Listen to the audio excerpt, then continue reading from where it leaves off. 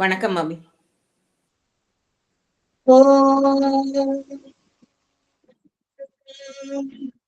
शुक्लाम्बरधरं विष्णुं शशिवर्णं चतुर्भुजं प्रसन्नवदनं ध्यायेत् सर्वविघ्नोपशान्तये।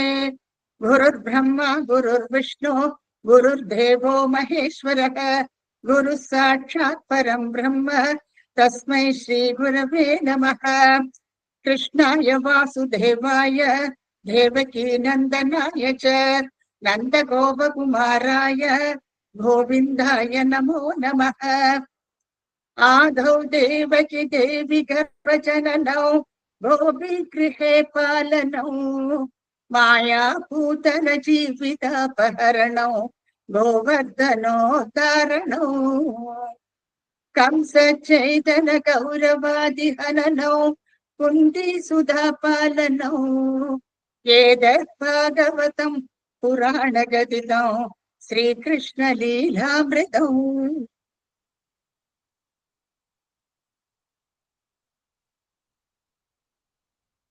For a short recap, Srimati, the video should be off. Video off பண்ணிக்கோ ஸ்ரீமதி.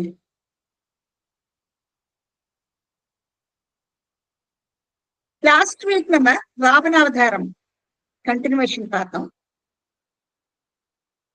பலி பகவானுடைய அந்த தேஜஸ்ல பிரம்ம தேஜஸ்ல மயங்கி அவன் கேட்கிறான், என்ன வாக்கு வேணும், கிளியராக என்கிட்ட சொல்லு, உனக்கு அன்னம் வேணுமா, இல்லாட்டா புவனம் வேணுமா, இல்லாட்டா அவனி, எது உனக்கு வேணும் அதை நீ என்கிட்ட கிளியரா சொல்லணும். ஒரு நிமிஷம், கொஞ்சம் டிஸ்டர்பன்ஸ் வருது.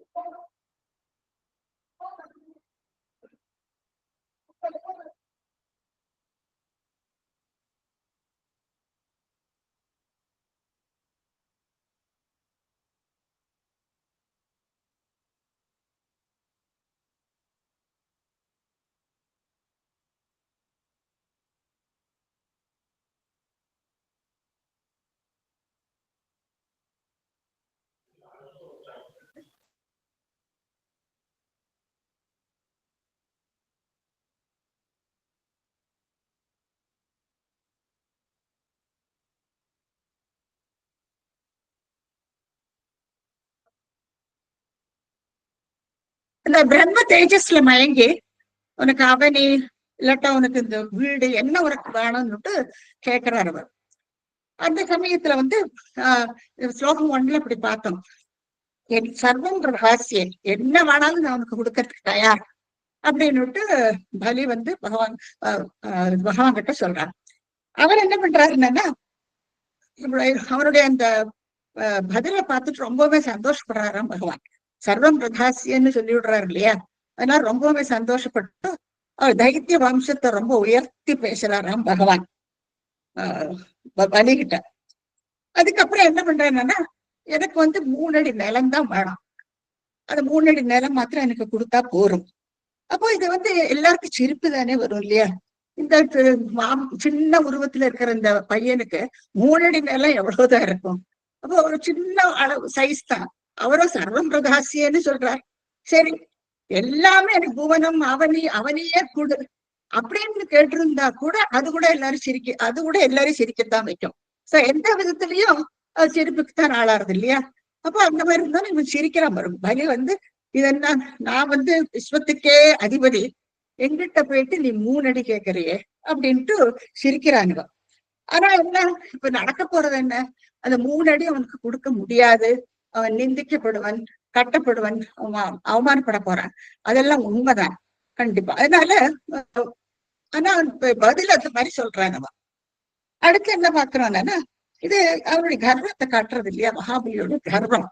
பகவான் என்ன நினைக்காருன்னா, அந்த துளி கர்வத்தை கூட நீக்கி விடணும்னு பாக்குறாரு. அவ்வளவுதான். மற்றபடி வம்சம் எல்லாம் பார்த்தான்னா இது பிரகலாதனுடைய கொள்ளு பேரன். இந்த மாதிரி வம்சாவளி. அப்புறம் வந்து அந்தணர்களை ரொம்ப சிறப்பாக நடத்துறவன் பலி, சுக்கராச்சாரியார் குரு. இந்த மாதிரி எல்லா விதத்திலையும் மகாபலிக்கு ஏற்றம் தான். அந்த மாதிரி இருக்கும் பொழுது அந்த துளி கர்வம் கூட நீங்கி கொடுத்தனா அவனுக்கு நான் மோட்சத்துக்கு அவன் தயாராயிடுவான், பாகவதோத்தமன் ஆயிடுவன் மகாபலி. அப்ப அந்த துளி கர்வத்தை நீக்கணும். அப்போ இவ 3 அடி நிலம் கட்டணும்னு பிரிச்ச உடனே அவர் என்ன சொல்றாருன்னா, 3 அடி நிலத்துல திருப்திப்படா படலை என்னன்னா இந்த பிரபஞ்சத்தையே கொடுத்தா கூட திருப்தி ஆகாது. அப்போ இதுல நிறைய கம்பேரிசன் எல்லாம் இன்னைக்கு நான் கொடுத்தேன், யோசிச்சு பார்த்திருப்பேன்னு நினைக்கிறேன். சோ 3 அடி நிலத்துல திருப்தி படாதவனுக்கு நீ எத்தனை கொடுத்தாலும் திருப்தி ஆகாது. நம்ம எல்லாம் அப்படித்தானே இல்லையா, எதுலயுமே நமக்கு திருப்தி கிடையாது. சோ அந்த மாதிரி ரொம்ப அழகா சொல்ற, இதுல நிறைய உள்ளர்த்தம் நிறைய இருக்கு. அப்போ அந்த சமயத்துல சுக்கராச்சாரியாருக்கு வந்து ஒரு சந்தேகம் வந்துடுறது. அவர் சொல்றாரு, சாட்சாத் ஹரிநாராயணனாக்கோ நீ வந்து கொடுக்காதே. இவன் தயாராயிடுறான். பலி வந்து இது தைரியமா வந்து அந்த கேட்டதை கொடுக்கறதுக்கு தயாராயிடுறான். அப்போ அந்த அந்த சமயத்துல நான் சொன்னேன், இவர் வந்து பகவான் வந்து காட்டி கொடுப்பாரான் சுக்கராச்சாரியாருக்கு. ஏன்னா அவருக்கு எப்படி தெரியும் ஹரிநாராயணனாக்கு வந்திருக்காரு, வாமன அவதாரத்துல ஒரு குட்டி பையனா அப்படி எல்லாம் வந்திருக்காரு இல்லையா, தெரிஞ்சோடுறது அவருக்கு. அப்போ அவர் வான் பண்றார். வான் பண்ணினா கூட அப்பவும் பலி வந்து கேட்கறது இல்லை. ஏன்னா பகவானே என்கிட்ட வந்து கேட்கற ஆசிக்கிறார், அப்ப நான் அது கண்டிப்பா நான் கொடுத்துதான் தீருவேன்னுட்டு தீர்மானம் பண்ணிட்டு விடுறேன் மகாபலி. கூட வந்து உடனே விந்தியாவளி வர்றது.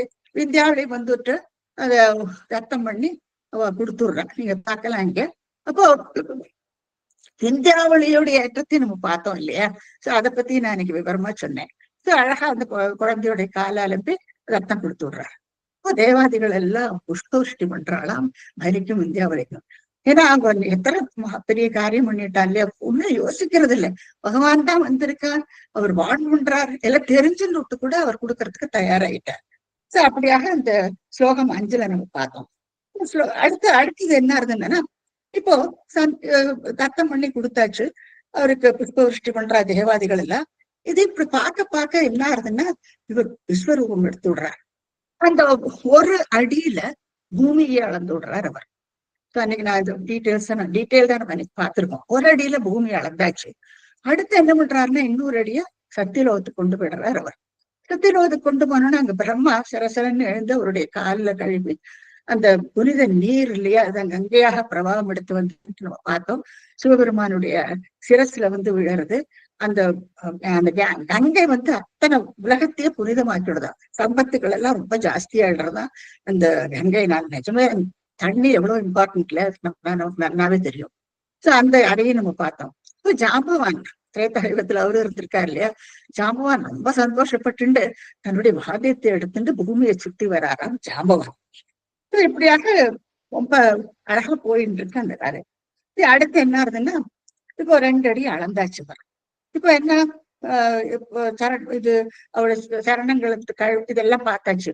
இப்ப அடுத்து 3ஆம் அடிக்கு எங்க ஒரு இடமும் கிடையாது இல்லையா. அந்த சமயத்துல இவரு பலியுடைய இவாள்லாம் யாரு, அவளுடைய சேவகர்கள், பலியுடைய சேவர்கள் வந்து இனிமே இவரை கட்டி போடுவா, நீ அவமானப்படுத்துவா எல்லாம் தெரியும் இல்லையா. அப்ப சட்டுன்னு முந்திக்கிறா, பகவானை வந்து வதம் பண்றதுக்கோசரம் சண்டைக்கு கிளம்புறாவா. அந்த சமயத்துல வந்து பலி தடுத்து நிறுத்தி விடுறான். அவன் சொல்லுவா, இவர் காலஸ்வரூபியாகும். ஒரு காலத்துல அவர் நம்ம பட்சத்துல இருக்கும் பொழுது நம்ம ஜெயிச்சோம், ஆனா இப்ப வந்து காலம் அப்படி நம்ம பக்கத்துல இல்லை. அதனால நீங்க வந்து அனாவசியமா சண்டை போட வேண்டிய அவசியம் இல்லை. அதனால நீங்க வந்து பாதாள லோகத்துக்கே திரும்பி போயிடுங்கன்னுட்டு சண்டையை வந்து நிறுத்தி விடுறாரு. சரி, அந்த சமயத்துல இந்த விஸ்வரூபம் காட்டின பத்திலாம் நான் இன்னைக்கு டீட்டெயில்டா சொன்னேன். சோ மகாபலிக்கு அந்த அதிர்ஷ்டம் கிடைக்கிறது. பகவானை எப்படி காலஸ்வரூபியா இந்த 14 உலகங்களையும் ஒரு பாக்குறதையும் நம்ம இன்னைக்கு பார்த்தோம். இப்ப என்ன ஆகுதுன்னா, கருடன் இருக்காரு, பக்ஷிராஜன் உடனே வந்து கட்டி போட்டு விடுறாரு. இது நடக்கும் இல்லையா, ஏன்னா 3ஆவது அடிக்கு இடமே கிடையாது. சரசரன்னு வந்து அவனை கட்டி போட்டு விடுறான் கருடன். இப்போ அந்த சமயத்துல பகவான் வந்து உச்ச குரல்ல கேட்கிறான், நீதான் விஸ்வத்துக்கெல்லாம் அதிபதியாச்சு, எங்க அது 3ஆவது அடி எங்க நான் வைக்கிறது சத்தமா கேட்கிறாராம் பகவான். அவர் ஜம்முன்னு உட்கார்ந்துட்டு இருக்காரு, சிங்காதனத்துல உட்கார்ந்துட்டு கேட்கிறாரு, அவர் எங்க அந்த 3ஆவது அடி நான் எங்க வைக்கணும் அப்படின்ட்டு கேட்கிறார். அப்போ வந்து பலி சொல்றான், கட்டி போட்டிருக்க இல்லையா, அவ பகவான் அவ கட்டி இரவு போட்டிருக்க அந்த கட்டை அழிச்சு விட்டாதுன்னு ஒரு காட்டுடைய எங்க அந்த 3வது அடியை வைக்கிறதுக்கு கட்டெல்லாம் அழிச்சு விடுறோம். இதெல்லாம் டீட்டெயில்டா நமக்கு இல்லை நாராயணியத்துல. பட் நீங்க கெஸ்ட் பண்ணிக்கலாம் இல்ல, கட்டை அழிச்சு விட்டான்னு ஆத்ம நிவேதனம் பண்ண முடியும் இல்லையா. இப்ப கடைசியில அவர் சொல்றா, இது ஒரே ஒரு இடம் தான் பாக்கி, சோ என்னோட சிரஸ் ஒண்ணுதான் இப்ப பாக்கி இருக்கு, சோ அது மேல உங்களுடைய பாதத்தை வேங்கும். எத்தனை விசேஷமான அந்த பாதம் இல்லையா. அந்த விசேஷமான பாதங்கள் வேதத்தினால புகழப்படுறது. முனிசிரேஷ்டர்கள் எல்லாம் தியானத்துல அந்த பாதத்தை தான் ஸ்மரிக்கிறா. அப்புறம் பக்தர்கள் எல்லாம் அந்த பாதத்தை தான் ஆராதனை பண்றா. அப்புறம் மகாலட்சுமி எப்பவும் அந்த பாதத்துல பக்கத்துல தான் சேவகம் முன்னின்று உட்கார்ந்துட்டு இருக்கா. அந்த மாதிரி இருக்கிறான். அப்பேற்பட்ட அந்த பாதத்தை என்னுடைய சிரஸ்ல வேங்குன்னுட்டு கடைசியில ஆத்ம நிவேதனம் பண்ணி விடுறான் பலி. அந்த சமயத்துல பிரகல்லாதன் வரார், உள்ளுபாட்டா இல்லையா, அவர் வரார். ரொம்ப சந்தோஷப்படுறாராம் பிரகல்லாதன். ஏன்னா இப்போ அந்த ஆத்ம நிவேதனம் பண்ணி அவன்கிட்ட இருக்கிற துளி கர்வம் கூட கம்ப்ளீட்டா நீங்கி விடுறது இல்லையா. எல்லாத்தையும் இழந்தாச்சும், ஒண்ணுமே கிடையாது, தன்னையே கொடுத்துடுறான், எல்லாத்தையுமே கொடுத்தாச்சும். ரொம்பவே ஸ்தோத்திரம் பண்ணிட்டு வராராம் பிரகல்லாதன். அப்புறம் பார்க்க பகவானுக்கு அவனுடைய தலையில காலை வைக்கிறதுக்கு கூட மனசு வராதாம். பகவானுக்கு அனுகிரகம் பண்றார். நீ பாதாள உலகத்துக்கு சுதலம் இல்லையா, சுதலம் ஜானு மொட்டங்கால்லதான் சுதலம் உண்டு. சுதலத்துக்கு நீ அதிபதியாவாய், உனக்கு வாயிற்காப்போனாக நான் இருப்பேன்னு சொல்றாராம் பகவான். வாயிற்கோப்பான பகவான் இப்போ பகவானை ஜெயிச்சு விடுறாங்க பலி. அதனாலதான் இந்த முதல் ஸ்லோகத்திலே ஸ்ரீமன் பட்டத்தில் சொல்றார் அஜித அப்படின்ட்டு சொல்றார். பகவான் யாரையுமே பகவானை ஜெயிக்க முடியாது. ஆனா இப்போ நமக்கு என்ன ஆறுது, கடைசியா நம்ம பாக்குறோம் பகவான் இப்ப பலி ஜெயிச்சு விடுறான் அந்த ஆத்ம நிவேதனம். அப்படியாக அவர் என்ன சொல்றாங்க, சுதல பூமியில நீ முதல்ல அதிபதியாக இருந்து அதுக்கப்புறம் நீ இந்திர பதவியும் அடைவாய், அதுக்கப்புறம் நீ என்னையும் அடைவாய் அப்படின்னுட்டு அனுகிரகம் பண்ணிட்டு போறார். இப்படியாக வாமன அவதாரத்தை 2 தசகத்துல ரொம்ப விஸ்தாரமாக சொல்லப்பட்ட அந்த வாமனாவதாரத்தை கட்டத்துல ரொம்ப சுருக்கமாக ஒரு விஷயத்த கூட விடாம ரொம்ப அழகா சொன்னதை நம்ம பார்த்தோம். சோ அதுல இருக்கிற நிறைய நம்ம கத்துக்க வேண்டிய விஷயங்கள் இருக்கு. எப்பவும் நீங்க நிறைய யோசிச்சு பார்த்து நமக்கு என்ன அப்ளிகேஷன் இந்த அவதாரத்துல, என்ன விசேஷமா என்ன நம்ம கத்துக்கிறோங்கிறத நம்ம தெரிஞ்சுக்க வேண்டியது ரொம்ப அவசியம். இப்போ அடுத்து என்னன்னா, புதுசா இப்ப ஆரம்பிக்க போற இன்னொரு அவதாரம், மத்ஸ்யாவதாரத்தை ஆரம்பிக்கிறோம். இப்ப அந்த ஸ்லோகத்தை படிச்சுட்டு உங்களுக்கு நிறைய டீட்டெயில்ஸ் நான் சொல்ல வேண்டி இருக்கும். சோ அது பொறுமையா கேட்கணும். ஏன்னா அது ஸ்லோகம் 1லயே நிறைய இன்ஃபர்மேஷன் இருக்கு. அவர் 4 லைன்ல ரொம்ப சுருக்கமா சொல்லி விடுறார். ஆனா அங்க தெரிஞ்சுக்க வேண்டிய விஷயங்கள் நிறையவே இருக்கு.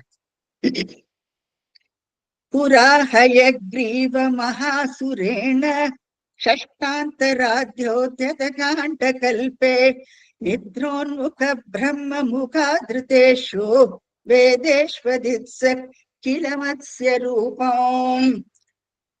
இப்ப சுகர் பரீட்சத்துக்கு கங்கை தீரத்துல உட்கார்ந்து ரொம்ப அழகா பாகவத புராணத்தை சொல்லிட்டு இருக்காரு. இப்ப பரீட்சத்தை கேட்கிறானா, எங்க எல்லாரும் கூட எத்தனை பேர் உட்கார்ந்து கேட்டுட்டு இருக்கா இல்லையா, ரொம்ப சுவாரஸ்யமா கேட்டுட்டு இருக்கா. வாமனாதர் எடுத்தது கதையெல்லாம் கேட்டாச்சுக்கோ.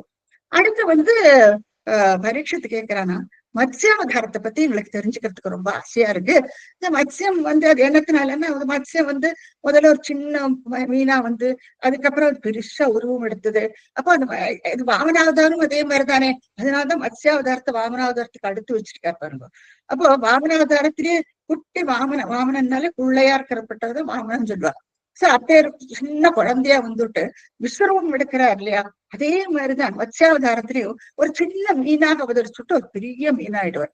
அப்போ அது எவ்வளவு சுவாரஸ்யமா தானே இருக்கும். அப்ப எங்களுக்கு அதை பத்தியும் கேட்கணும்னுட்டு பரீட்சித்து சுகாச்சாரியார்ட்ட கேட்கிறார். அவரும் ரொம்ப ஆவலோட சொல்றாரு. இன்னமும் என்ன சொல்றாருன்னா, பரீட்சித்து என்ன கேட்கிறார், என்னத்துக்கு இவர் இந்த மீனோடைய அவதாரத்தை என்னத்துக்கு எடுக்கணும், மீனோ ஒரு அருவருக்கத்தக்க பிராணி, நாத்தம் முடிச்சது இல்லையா, அதுக்கு போயிட்டு எதுக்கு அப்படி ஒரு அவதாரத்தை பகவான் எடுக்கிறார், இதுக்கு என்ன காரணம், ஏதோ காரணங்கள் இருக்கும் இல்லையா. இந்த மாதிரி அவதாரம் எடுக்கும் பொழுது அவன் அவதாரம் எடுத்தோம்னா அதுக்கு காரணங்கள் இருக்கு இல்லையா. இப்ப சும்மாவே அந்த அவதாரம் எடுத்துட்டு யாரும் அதை பத்தி பேச போறது இல்லை. இப்போ இந்த மாதிரி மத்ஸ்யாவதாரம் எடுத்தாருன்னா அதுக்கு பின்னால எத்தனையோ காரணங்கள் இருக்கும். சோ அந்த காரணம் அது என்னத்தினால இப்படி ஒரு ரூபத்தை எடுத்துட்டாருன்னா, அப்போ சுகர் ரொம்ப சுவாரஸ்யமா சொல்றாராம். அப்போ இந்த கதையை நான் உங்களுக்கு எல்லாருக்கும் நான் எடுத்து சொல்றேன். அவர் சுகர் என்ன சொல்றாங்கன்னா, பகவானுக்கு ஏற்றத்தாழ்வு எதுவுமே கிடையாது. இந்த படத்துல நீங்க பார்க்கலாம். அந்தரியாமையாக அவர் எல்லாருக்குள்ளயும் பகவான் பரவி இருக்கார் இல்லையா? புழுவோ பூச்சியோ எதா இருக்கட்டுமே, எல்லா ஜந்துக்கள்லயும் பகவான் அந்தரியாமையாக இருக்கார்.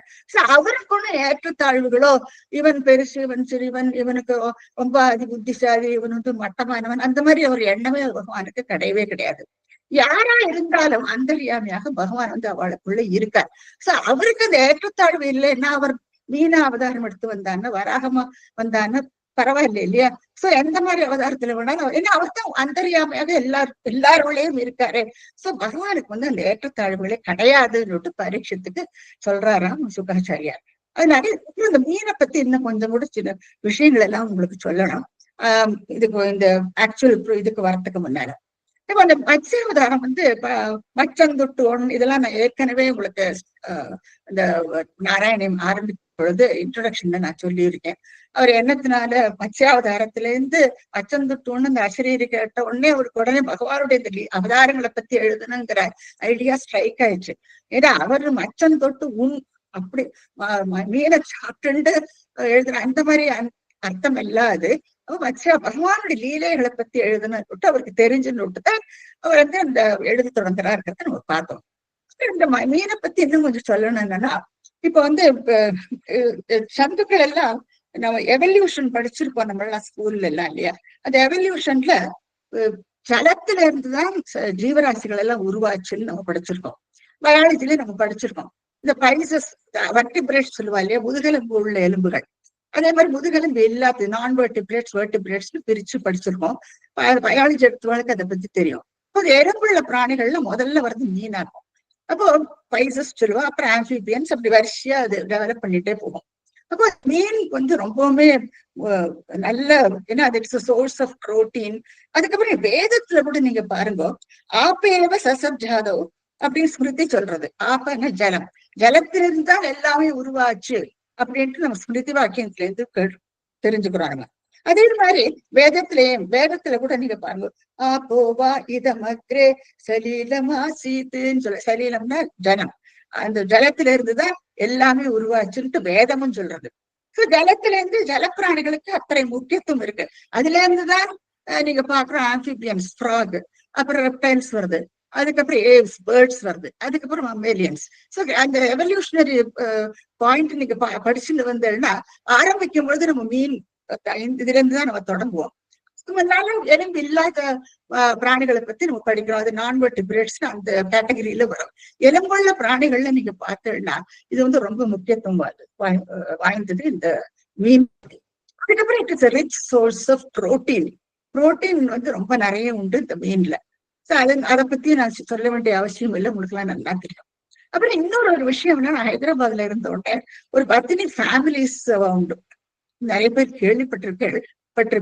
இவங்க வந்து இந்த கரெக்டா இந்த ஜூன் ஜூலை இந்த மாசத்துல வந்து என்ன பண்ணுவாங்க, இப்போ வந்து கண்டினியூ ஆயிட்டு இருக்குன்னு நினைக்கிறேன். அவ வந்து அவளுடைய கிணத்துல ஜலம் இருக்குமா, அதுல இருந்து ஒரு மருந்து எதுவும் ஒண்ணு தயாரிச்சு இந்த வஜ்ராலுன்னு சொல்லுவா, சின்ன மீன் ஒண்ணு உண்டு. அந்த மீன்ல வந்து அந்த மருந்தை தேய்ச்சுட்டு எல்லாருக்கும் வாயில போடுவா. இது பெரிய கியூர், லட்சம் ஜனங்கள் வந்து அதை வாங்கி சாப்பிடுவா. இது வந்து ஆஸ்மாவை கியூர் பண்றது, சில டிசீஸ் எல்லாம் கியூர் பண்றதுன்னு நம்பிக்கை இருக்கு. நிறைய பேர் கியூர் ஆனதுன்னு சொல்லிட்டும் இருந்திருக்கா. அதை பத்தி எனக்கு அவ்வளவா தெரியாது, சயின்டிபிக்கா என்னன்னு தெரியாது. பட் இது ஏதோ ஒரு விசேஷம் இருக்கு. மீனை சாப்பிடுறவங்களுக்கு நமக்கு தெரியும், எத்தனையோ பேர் ஆகாரமாவும் கழிச்சுட்டு இருக்கா. எனவே இட்ஸ் சோர்ஸ் ஆஃப் புரோட்டீன். இந்த மாதிரி நீங்க வந்து மீன் அதை பத்தி நீங்க படிக்க புறப்பட்டீங்கன்னா பயாலஜில art of information you get. சும்மா ஜஸ்ட் லைக் தட் நம்ம வந்து ஒரு நாட்டமா இருக்கு, இதை பத்தி இது எப்படி எனக்கு அவதாரம் எடுத்தாருன்ட்டு நம்ம ஒட்டுமொத்தமா விளக்கவே முடியாது. ஏன்னா it has its own importance. Even இந்த லேடர்ல நீங்க பார்க்க போறீங்கன்னா பைசஸ், ஃபிஷ் வெரைட்டிஸ் தான் ஃபர்ஸ்ட் வரையாது. அந்த மாதிரி நிறைய விஷயங்கள்.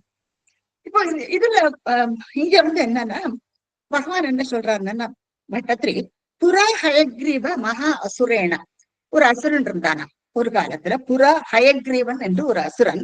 ஷஷ்டாந்தராத்யோ ததகாண்ட கல்பே, ஷஷ்டி 6வது மன்வந்திரம், 6வது மன்வந்திரத்துல கடைசி இப்ப அந்த மன்வந்திரங்கள்னு வரும்பொழுது 1, 2, 3, 4, 7 மன்வந்திரங்களுடைய பேரு மத்ஸ்ய புராணத்துல இருக்கு.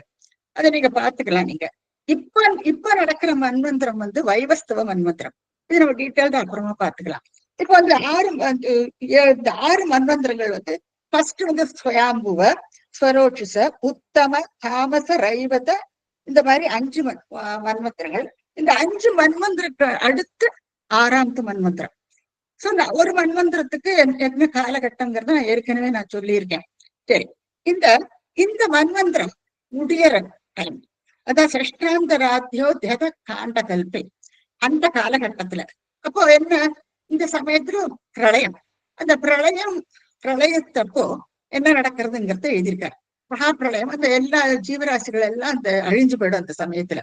இது வந்து 6வது மன்வந்திரத்துல. சமயத்துல இந்த பிரளய சமயத்துல என்ன, நித்ரோன்முக தூங்கிட்டு இருக்காராம். நித்ரோன்முக பிரம்மாவுடைய முகத்திலிருந்து, அதான் நித்ர போயிட்டு இருக்காராம். இப்ப இதுவும் நான் ஏற்கனவே சொல்லியிருக்கேன். பிரம்மாவுக்கு வந்து ஒரு பகல் ஒரு இரவு, ஒரு பகல் சகஸ்ர சதுர்யுகம். அது ஒரு ஃபுல் டே, 24 hours ஒரு ஃபுல் டே எடுத்தாங்க. இந்த 2 into சகஸ்ர சதுர்யுகம் 2 தடவை மல்டிப்ளை பண்ணிக்கணும். சோ ஒரு சகஸ்ர சதுர்யுகம்ங்கிறது ஒரு பகல் அவருக்கு. பகல் முழுக்க அவருக்கு சிருஷ்டி. அதுக்கப்புறம் அந்த ராத்திரி வந்து அவர் வந்து ரொம்ப டயர்ட் ஆயிடுவார். ஏன்னா அவருக்கு ரெஸ்ட் வேணும் இல்லையா. ராத்திரி வந்து நித்ர போர் பிரம்மா. அது எல்லாமே அவரோட ஒடுங்கி போயிடும். இது நம்ம டீட்டெயில்டா பார்த்திருக்கோம் ஏற்கனவே. தசகம் 8ல பார்த்திருக்கோம். நம்ம நீங்க பார்த்துக்கோங்க நீங்க அதெல்லாம். சோ அந்த கால கணக்குகள் இதெல்லாம் நான் சொல்லியிருக்கேன். அந்த சமயத்துல அந்த நித்திர போற சமயத்து நைமித்திக பிரளயம்னு சொல்லுவாங்க. அந்த நைமித்திக பிரளயம் அப்ப எதுவுமே இருக்காது. எல்லாமே பகவானோட பிரம்மாவோட ஒன்று போய் அவர் வந்து பகவானோட சேர்ந்து அந்த ஒரு நித்திர போற டைம் அது. சோ அந்த சமயத்துல என்ன ஆகுதுன்னா, அந்த சமயத்துல நித்ரோன்முக பிரம்ம முகாந்திர ஹிருதேஷுன்னு பிரிச்சுங்க.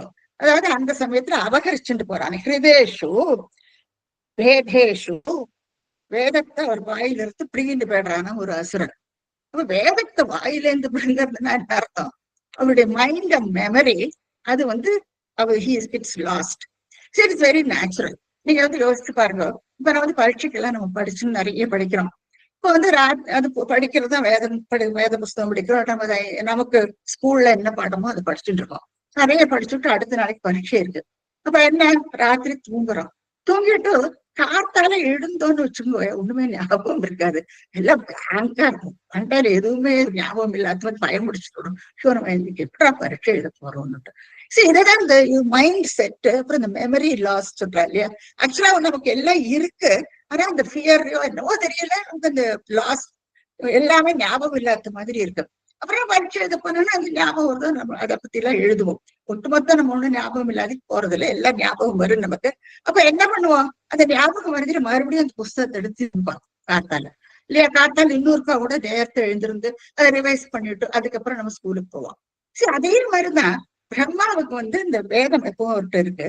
அவர் சிருஷ்டி காரியங்கள் எல்லாம் அது எந்த தர்ம பிரகாரம் அவர் பண்ணிட்டு இருக்காரு. எப்படி பண்ணணுமோ அந்த வழியில அவர் பண்ணிட்டு இருக்காரு.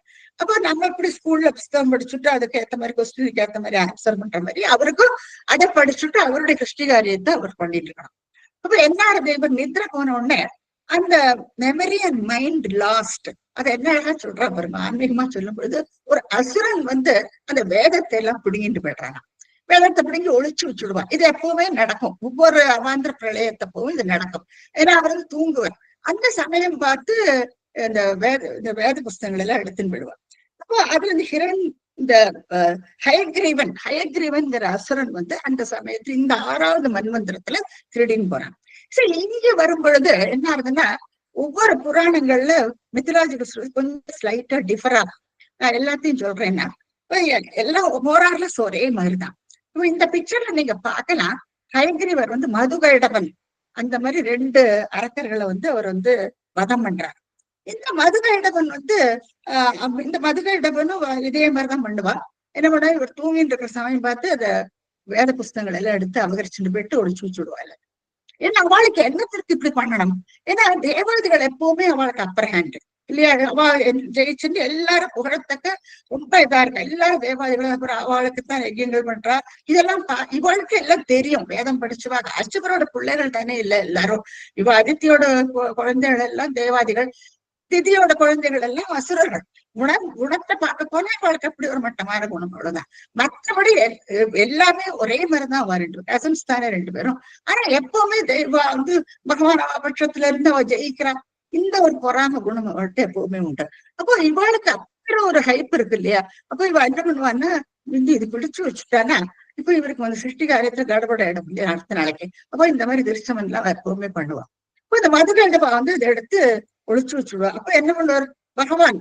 அப்ப என்ன பண்றாருன்னா, அவளை வதம் பண்ணி அதை ரிட்ரைவ் பண்ணி பிரம்மாட்ட திருப்பி கொடுக்கணும். எனக்கு அடுத்தால பிரம்மாவுக்கு இருந்தானா கையில புஸ்தகம் ஒண்ணுமே எல்லாம் மறந்து போயாச்சு, என்ன பண்ணணும்னு தெரியண்டாம இருக்கு இல்லையா? ப்ரீவியஸ் டே என்ன பண்ணினாரோ அதே மாதிரி இன்னும் இந்த ராத்திரி கழிஞ்சு அடுத்த நாளைக்கு அதே மாதிரி சிருஷ்டி காரியங்களை அவருக்கு தொடங்கணும் இருக்கு. அப்ப அவருக்கு அந்த மெமரி லாஸ் இல்லையா, ஒண்ணுமே தெரியாது. அப்போ அந்த புக்கை வந்து கரெக்டா அவருக்கு வந்து கையில ஹேண்ட் ஓவர் பண்ணிடுவார். இப்ப அந்த புக்கை பார்த்துட்டு மறுபடியும் அவர் சிருஷ்டி காரியத்துல தொடங்குவார். சோ இப்படியாக மதுரையிடமன் ஒரு சில புராணங்கள்ல பாக்குறோம். இவா வந்து இந்த வேத புஸ்தகங்கள்ல திருடிட்டு ஒழிச்சு வைக்கிறது, அதை வந்து பகவான் ரிட்ரைவ் பண்ணி கொடுக்கறது. இப்ப வந்து இன்னொரு இன்டர்பிரிட்டேஷனும் உண்டு. இப்ப வந்து ஹயக்ரீவர் பகவான் வந்து இப்படி இருந்தார். ஹயக்ரீவர் முகத்து இப்ப நம்ம கோவில் எல்லாம் பாக்குறோம் இல்லையா? கோவில்ல ஹயக்ரீவ சுவாமி நம்ம வணங்குறோம். அது ஞானானந்தமயம் தேவம் நிர்மல ஸ்படிகா கிருத்திம் ஆதாரம் சர்வ வித்யானாம் ஹயக்ரீவம் உபாஸ்மஹே. ஹயக்ரீவரை நம்ம வணங்குறோம், ஆராதிக்கிறோம் நம்ம கோவில்ல இருக்கவருக்கு. இப்போ இப்படி ஒரு அவதாரம் என்னத்துக்கு எடுத்தார்? இப்போ இந்த புஸ்தகத்திலயோ நம்ம பாக்குறோம், ஹயக்ரீவன் ஒரு அசுரன். சோ ஹயக்ரீவன் அசுரன் போட்டிருக்கு. ஹயக்ரீவ பகவானே நம்ம கேள்விப்படுறோம். இப்போ இது என்ன பார்க்கும், கொஞ்சம் ஒரு நெருடல் வருது நமக்கு. ஏன்னா இந்த இவரையும் ஹயக்ரீவன் அசுரன் சொல்றா, ஹயக்ரீவனை பகவானாவும் வணங்குறோமே, இது என்ன பார்க்கும்? இப்போ இதுக்கு பின்னாலே ஒரு கதை உண்டு. இப்போ ஒரு தேவாசுரருக்கு எப்ப பாரு கண்ட தானே இல்லையா? இப்போ பகவான் வந்து இந்த சண்டையை விளக்குறதும் சமாதானம் பண்றது இப்படியே பண்ணி அவர் ஃபெடப், ஹி காட் ஃபெடப். அப்போ அவர் என்ன பண்றாருன்னா, நித்திர போகலாம், ரெஸ்ட் எடுத்துக்கலாம்னுட்டு தன்னுடைய வில்ல எடுத்துக்கிறது, இந்த தனுஷ் எடுத்துன்னுட்டு அதுல நல்ல அந்த கயறு கட்டி இருக்கு பாருங்க, கயறு நான் பாது சமஸ்கிருத கயறு, அந்த கயத்தோட நல்லா இருக்க கட்டிருக்கு. இவர் என்ன பண்றாருன்னா தலகாணி மாதிரி அது தன் கழுத்துக்கு கழுத்து அதுல ரெஸ்ட் பண்ணிட்டு நித்திர போறாரு பகவான். அந்த சமயத்துல அவர் என்னாச்சு, நித்திரையில இருந்து எழுந்திருக்கவே மாட்டேங்கிறார். அவர் கம்ப்ளீட்டா ரெஸ்ட் பண்ணிட்டு அவர் ஆனந்தமா இருக்க அவர் தூங்கிட்டு இருக்காரு. அவங்க தேவாதிகள் எல்லாம் பயந்து பண்றா, இது என்ன பகவான் எழுந்திருக்கவே மாட்டேங்கிறார், ஏன்னா எல்லாரும் உலகமே ஸ்தம்பிச்சு போயிடும் இல்லையா? எத்தனையோ காரியங்கள் இருக்கும்போது இவர் பாட்டு தூங்கிட்டு இருக்காரு. பிரம்மா போய் அணுகுவா, இது என்ன பண்றது நம்ம, இவர் போய் எழுப்பினா கோவிச்சுக்கிண்டு செபிச்சுடுவார். அதுவும் பயம், பகவான் இல்லையா? பகவானுக்கு எழுப்பவும் முடியாது வழக்கு. அப்போ இவ பிரம்மாட்ட போய் இதுக்கு ஏதாவது உபாயம் பண்ணணும், இவர் எப்படியாவது எழுப்பி விடணும் அப்படின்னுட்டு யோசிக்கிறவர். பிரம்மாட்ட போய் அப்படின்னா அவர் என்ன சொல்றாங்கன்னா, நம்ம வந்து நம்ம ஒண்ணும் பண்ண வேண்டாம், இந்த இது எறும்பு இருக்கு இல்லையா, இந்த எறும்புகளை எல்லாம் பார்க்கலாம், இந்த எறும்புகளை எல்லாம் நீங்க வந்து அந்த கயர் இருக்குல்ல, நான் இருக்க கட்டி இருக்கும் இல்லையா அந்த அம்பில், இந்த வில்லுல, சோ அந்த அதுல இந்த எறும்பை விட்டுடுறோம். சரசரசன்னு அது வாட்டுக்கு வரிசையா ஓடிக்கிட்டு இருக்கோம். சோ அந்த எறும்பை நம்ம விட்டு விடலாம். அந்த எறும்பு வந்து இந்த கயறு போய் இந்த விட்டு விடுத்துங்கன்னா அப்போ ஒரு அசக்கம் இருக்கும் இல்லையா, அப்போ ஒரு எழுந்து விடுவார். சோ இந்த ஐடியால என்ன பண்றாங்க, அந்த எறும்பை விடுறாங்க, டெர்மைட்ஸ் சொல்லுவா இல்லையா, அது வந்து இப்படி அரிச்சு அரிச்சு அரிச்சு அரிச்சு என்ன ஆகுதுன்னா அந்த கயறு போயிடுறது. போனோடனே என்ன ஆகுது, பாக்கலாம் நீங்க அந்த குட்டி குட்டி டெர்மைட்ஸ், அது வந்து அந்த நான் மேல அது அரிச்சுக்கிட்டே இருக்கு. ரமா ரொம்ப அழகா எடிட் பண்ணிருக்காங்க. சோ அதை அரிச்சு அரிச்சு என்ன இருந்ததுன்னா அந்த கழுத்து மேலேயாக்கு அவர் படுத்துட்டு இருக்காரு. அவர் கழுத்தை ப்ரெஸ் பண்ணி படுத்துட்டு இருக்காரு. அப்போ என்ன ஆகுது, டைட்டா கட்டி இருக்கும் இல்லையா அந்த கயறு, அது டக்குன்னு விட்டு விடுறது. கயிறு விட்ட உடனே என்ன ஆகுது, அந்த கயறு அப்படியே அவர் கழுத்தை அறுத்து விடுறது. சரி, இதை அவன் எக்ஸ்பெக்ட் பண்றதே இல்லை. இவன் நினைச்சு அந்த கயிறு விட்டதுன்னா அந்த அசக்கத்துல அவர் எழுந்து விடுவார் நினைச்சுட்டது இப்படி ஒரு ஆயிடுறது. அவருக்கு என்ன பண்ணணும்னு தெரிய மாட்டேங்கிறது. அப்புறம் அந்த கயிறு விட்டு போயிடுறது, இவர் வந்து தலையிலேயே அறுத்துட்டு போயிடுறது. அறுத்து போயிடுறாவா, ஏன்னா பகவானோட தலையை வெட்டி போயிடுச்சுன்னா என்ன பண்ணுவா, விலவரத்து போயிடுறா தேவாதிகள் எல்லாம். அப்போ வேற எந்த பிரம்மாக்கு என்ன பண்ணணும்னு தெரியல, அடுத்து ஏதாவது ஒரு காரியம் பண்ணணுமே. அப்போ துர்கையை போய் வேண்டாம், என்ன பண்றது, எங்களுக்கு என்ன பண்ணணும்னு தெரியல, இந்த மாதிரி ஆயிடுச்சுன்னு. அப்போ துர்கை என்ன சொல்றாங்கன்னா, இதெல்லாம் நல்லதுக்குத்தான் நடந்திருக்கு, நீங்க வந்து கவலைப்பட வேண்டிய அவசியம் இல்லை. குயிக்கா நீங்க என்ன பண்ணணும்னா, ஒரு குதிரையோட அந்த இது சிரசு பாகத்தை மட்டும் நீங்க வெட்டிட்டு வந்து அதை பொருத்தி விடுங்கோ, அவரோட தலையில பொருத்திடுனா போரும் சொல்லி விடுறான். அப்ப இவாளை வீடிட்டா அந்த குதிரையுடைய அந்த கழுத்து பகுதியிலேருந்து அதை மட்டும் எடுத்துட்டு அந்த அவருடைய நெக்கில கழுத்துல வந்து ஒட்ட வச்சுடுறாங்க. சோ இவர் தான் ஹயக்ரீவர். ஹயக்ரீவர் சரி, இது என்னத்துக்கு ஹயக்ரீவர் இப்படி ஒரு அவதாரம் அவருக்கு என்னத்துக்கு எடுக்கணும்? இதுக்கு பின்னாடி ஒரு கதை இருக்கு. இப்போ ஒரு அசுரன் இருக்கு, அவன் வந்து அந்த அசுரனுக்கு இந்த மாதிரி கிரீவ முகம், இந்த மாதிரி அவனுக்கு ஒரு குதிரை முகத்துல இருக்கு அவனுக்கு. அவன் வந்து பிரம்மா எல்லாம் பிரம்மா நோக்கி தவம் இருந்து வரம் வாங்கிட்டு விடுவாளே, அவனு நல்ல கடுமையா தவம் இருந்து பிரம்மாட்டேந்து வரத்தை வாங்கிக்கிறான். என்ன வரம்? அவன் பிரம்மாட்டேந்து என்னுடைய உருவத்தில் இருக்கிற ஒருத்தனாலதான் என்ன வதம் பண்ண முடியும், வேற யாராலே என்ன வதம் பண்ண முடியாது அப்படின்னு ஒரு வரத்தை வாங்கின்னு விடுறான்.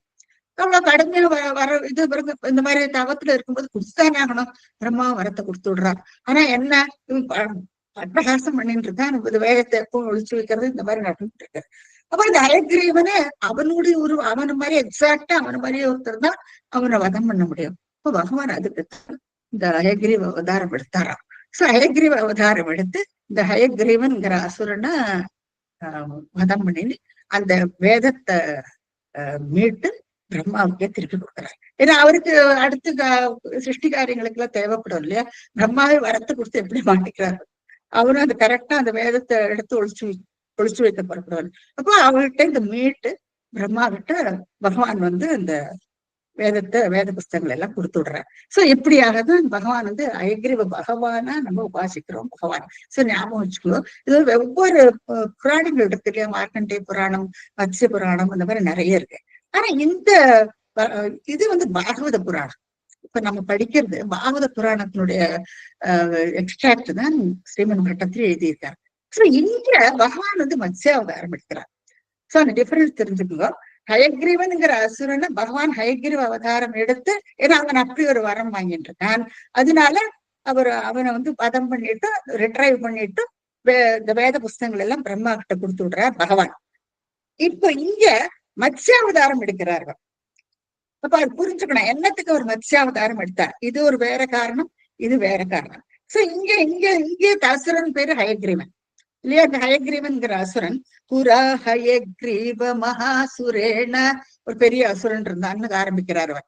சோ அந்த ஹயக்ரீவங்கிற அசுரனை இவனை வதம் பண்றதுக்கோசரம் எப்ப நடக்கிறது இது, அதாவது இந்த இது இந்த பிரளயத்தப்ப நடக்கிறது. சோ இந்த 6வது மன்வந்திரத்துல சாட்சுஷ மன்வந்திரம், அதுதான் 6வது மன்வந்திரம். இந்த 6வது மன்வந்திரத்து இடையில இந்த பிரளயம் போயிட்டு இருக்கு.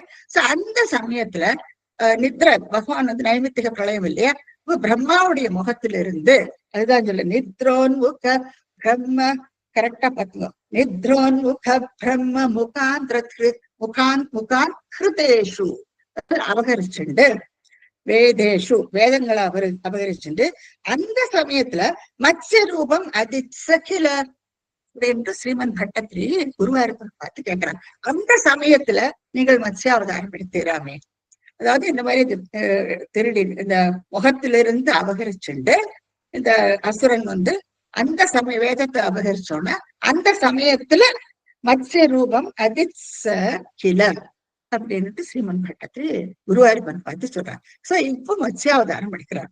அப்ப இந்த மத்ஸ்யாவதாரம் எடுக்கிறதுக்கு இப்போ ஒரு காரணம் இருக்கு இல்லையா.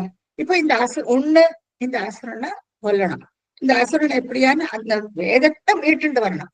ஏன்னா வேதம் வந்து பகவத் ரட்சணம்னு சொல்றது வேதத்துல எல்லாம்.